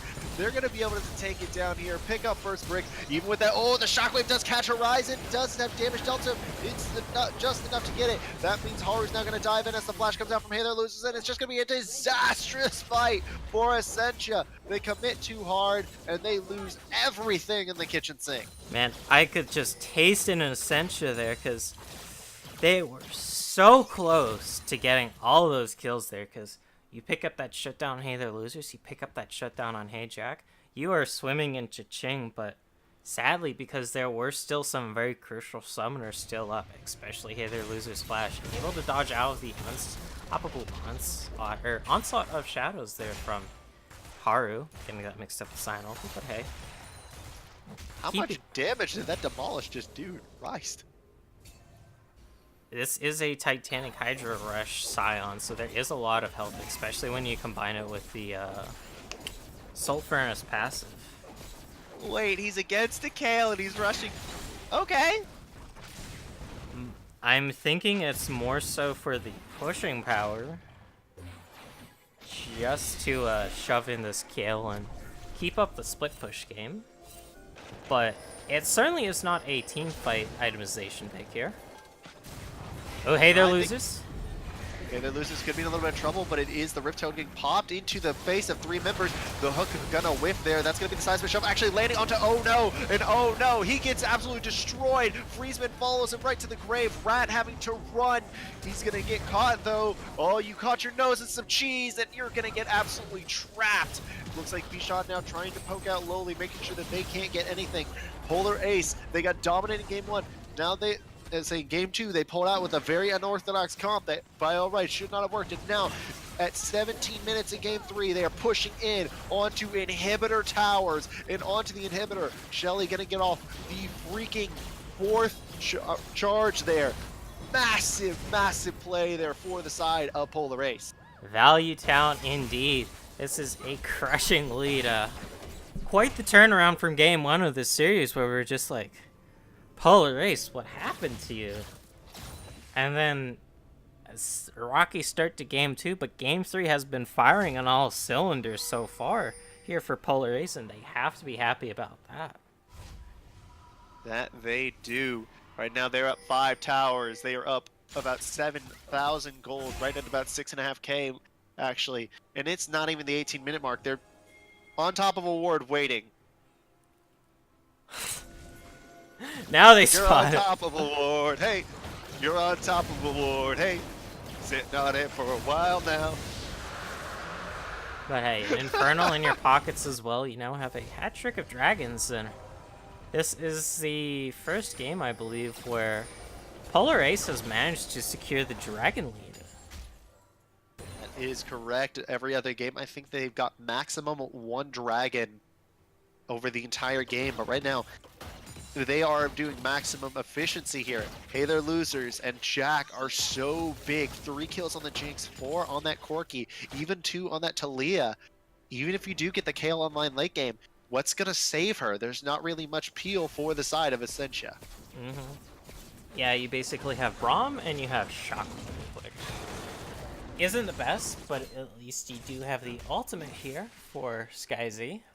Granted, self-ulting does lock you out of auto-attacking, which is quite a huge deal, especially on Kale.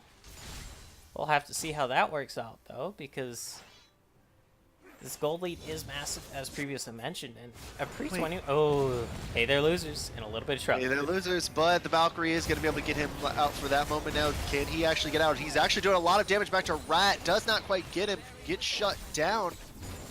I do have to question, does Cam normally build Triforce? Oh no, Freezeman getting deleted. Yeah, I believe Triforce is the norm here if you're going AD10. I'm not 100% familiar with builds, but I do know Triforce is rather popular. Why would you be going AD Kale? Whatever. Alright, so now with that in mind, there was a lot of damage done to the bottom tower, and despite getting the kill, it is still Polar Ace with the push here instead of Ascentia. Pause coming out. Pause indeed. Ganked by Dad. Yeah, it looks like... Also, it looks like chat was still on. Yeah, that's odd, because I clicked it and told it to turn off. I'll double check the setting. Did you do it in the settings or just the interface? Interface. Oh. Yeah, it says off. Cause No. Just open up the interface menu. At the bottom left. bottom left. No. Not in the escape No. menu. Not in the escape menu. Okay, bottom No. left. The little eye. The little eye. Chat. Like the eye that you can see. That's why it was always wacky for me. Yeah, there we go. Well, I just found that out after casting for nearly 2 years. Hey, learn a new thing every day. TIL. Or this case, I guess it would be TYL. Yeah. Things you learn. But hopefully we will be unpausing here shortly. Hopefully. That's- Again, he did say he got ganked by Dad, so we'll have to see how that goes. Now there is, listen, right now the game is pretty much almost all Polar Ace. It is certainly a stomp, and once Baron comes up, Ascentia, as it is on pause, but once Baron comes up, Polar Ace are going to be looking that up like it is a fine 3-course meal. That they will. As this top lane tower is going to fall and just further this gold lead. And With the top... So with that top lane tower falling, that just further opens up the map for the side of Polar Ace. yeah, because they don't really need the gold from that tower. It's just more of, let's take it because one, it's free, and B, once we get this Baron that just spawned and we're already eyeing up, then that's one less tower for us to go through. It is one less tower. You always could be using that one less tower from the enemy team. So now, trying to do this Baron dance. There are wards in the pit, but if they don't kill them, that actually would be advantageous. It does look like they are going to play that Baron dance hiding there, but they don't see that there's actually a ward on the outside of the pit that can't be seen by that pink ward. They're going to try to start up Baron, tick it down. Bishan goes low. Scion is not there, but neither is the Kale. This is actually a very good... This would be an opportune time to start up Baron because that Kale has no opportunity to answer. Or just start up the team fight here with this unstoppable onslaught. That you could here. It does look like they are going to try and start it up, but the Weaver's Wall doesn't quite hit. Now Bishan could be in a lot of trouble, but hey there, losers does go in right onto Rat. Chunks him down to half. Friesman, this will be number 6, but he manages to flash away. Horizon matches the flash, gets that play. Does look like the invincibility will be used, but that's just saving your support. Now it's going to be super minions barreling into the base. 2 minions on that wave. They're just going to rotate back over to Baron. Clear out some vision along the way as well, and honestly, Ascentia having to blow so much just to get away from that fight, and in the end, Polar Ace can still look towards this Baron, especially with Juju now. Should take the full brunt of the Baron. Ascentia is around. They do have health bars now, but they are lacking some crucial ultimates. They are lacking those main tools to engage. They're missing everything except for the rocket, which is, you know, pretty much perma up or the Corki. But got a bit of a death bush here. Ascentia trying to sniff it out, but they have a ward in that pit, and I believe they know that Polar Ace not currently doing it. Yeah, they again, that ward just on the outside of the pit. It's paying its dividends and then some. Does look like it has expired, so they will see this when it does get killed. It's just that dance, that stall. We talked about Ascentia doing it in game, in game 1, but now look at Loli effectively pushing here. He's just going to take this tower. I don't think they'll be able to respond. And Ascentia is able to clear up the Baron vision, so this is actually a very nice small move for them. As stalling out the game will give them some breathing room that they will enjoy. There is an Earth Dragon on the field. Would be the second one of the game if Polar Ace manages to grab that, or the first one if your name is Ascentia. Now it does look like we are going to be they are rotating over to the Mountain Drake. This will be the 4th Drake for the side of Polar Ace. And now with 2 mountains and 2 80 carries, this Baron will be gone in an instant. Especially, we got a 2.5 item Jinx and a 2 item Corki to boot. That is quite a bit of Baron DPS, to say the least. That it will. Now we are seeing a push up in the mid lane. Again, 4 Drakes. They don't have... There is a bat coming out from Friesman on the side. So right now it is going to be a 4v5. If they start the fight here, it would be at an advantage with the Braum is back at base. Doing that little bit of damage to the inhibitor. That's going to be the Onslaught of Shadows. Actually, defensively, that's their only real tool of engage. Now blown, going to allow the side of Polar Ace to easily pick up inhibitor. And now this just makes the Baron threat infinitely much more potent here for Polar Ace. Gonna have Hey There Losers Valkyrie over the wall. Rat. Gonna have to use the Bork active to get out. Gonna have to use it indeed, but here now they are on to the Baron. They're taking it down, and you know, this is actually a pretty quick Baron. It is starting to melt. I don't know that they can really take this fight to prevent it. Ascentia, they're going to try it anyway, though. That is going to be, I believe, the Shockwave used there. They're going to try and get it. They've already gotten Horizon, but Haru falls. That's 1 member dead. That's 2 members dead. This Jinx is running wild. Oh, no, it's getting deleted. Rat goes down. Now it's just lowly against the world. People say Kale can 1v9. Can she really? I don't think so. Has to use the ultimate to tank that rocket, if I'm not mistaken, the Super Mega Death Rocket. But that's now 3 members here with Baron buff for Polar Ace and just Skyzy defending. I don't think they can end the game off of this, but they will be very damn close. Yeah, we will have to see. The Baron minions are there. This Jinx can absolutely shred these towers. They're not going to try it, though. They're just going to take it safe, take it slow, make sure that they don't risk anything. And taking it down to just 1 Nexus turret is really huge, because it is a 50% reduction in power for self-defending that Nexus, and that's quite the amount. Hey there, losers. Gonna use the package to just dip on out. Skyzy, though, level 15 on the skill, has 2.5 items. He might be Ascentia's ticket back into this game once he hits that level 16 and has a 3rd item under his wing.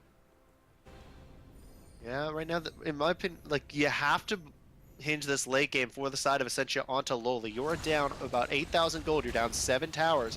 They have the Baron. You're down 4 dragons. The only way you're really going to be able to come back in this game is by having Loli pop off in the fight. He's the only member of the team who's really, you know, remotely close to his, to his adversary, to his late opponent. And that certainly bodes well, but 1 out of 5, not the best. Hook gonna swing wide, very sneaky from Horizon there, and nearly gets Rat in his clutches. But with that mid lane pushing in and Juju pushing up this bot lane, Ascentia, they are going to be in a bit of a pickle here now that there are 2 cannons just wailing away on this tower. Not just that, there's the Onslaught of Shadows. That's going to be the Shockwave, absolutely missing everyone. Pulled the trigger too early. Here comes the Weaver's Wall. Going to lock Friesman in that little corner. Not going to really be able to get out that much. He does manage to escape barely any health at all. Jack now, the one that they need to pop off. He is going to be doing that, but look at the bottom side. The inhibitor is falling, and the minions are pouring into the base from 2 lanes. Juju used that fight to get the bottom lane inhibitor right about now, and that means he's going to be able to get out of this here. This guy, I'll say Loli, can't do it. He actually just gets shut down. The Scion just nukes him there. Even without the Jinx, they are still winning this fight. Juju, that great equalizer there. The big man on campus. You do not mess with the Scion. He doesn't give a crap what you're putting up against him. He will smash it anyway. That's the towers going solo. Haru trying to get Horizon. Not going to work out. Juju is still tanking the Nexus Tower. And now this means that that's going to be the end of the game. Game 3 goes to Polar Ace. They come back in the series. Yeah, congrats to Juju there with that play to finally finish off that game here. Huge by him. That was some huge brass by him. And that will end the series here. 2-1 in favor of Polar Ace. So now the question is, who is your MVP? Series wide, that is hard to call. Because game one, if we're looking purely at Polar Ace, game one was rather rocky. I'm gonna have to be a little blunt on that one. But game number two, it is also hard to call as well. Because I feel like it was just a team-wide effort that game. Everybody knowing the picks and knowing when to go. I have one MVP in my mind. And it's someone who actually, like, if he didn't do so well in the other two games, it wouldn't be as much, but he just really did. I'm going to give it to Hey There Losers in the mid lane. Mm-hmm. I feel like the Corki and the Morgana were absolutely pivotal. Those dark bindings, the catches out with the Valkyrie, I feel like his roaming, all of it was absolutely key to Polar Ace winning this series. Yeah, and that is going to wrap up our broadcast here for the night. Thank you all for coming out, and once again, congratulations to Polar Ace to clutch out that reverse sweep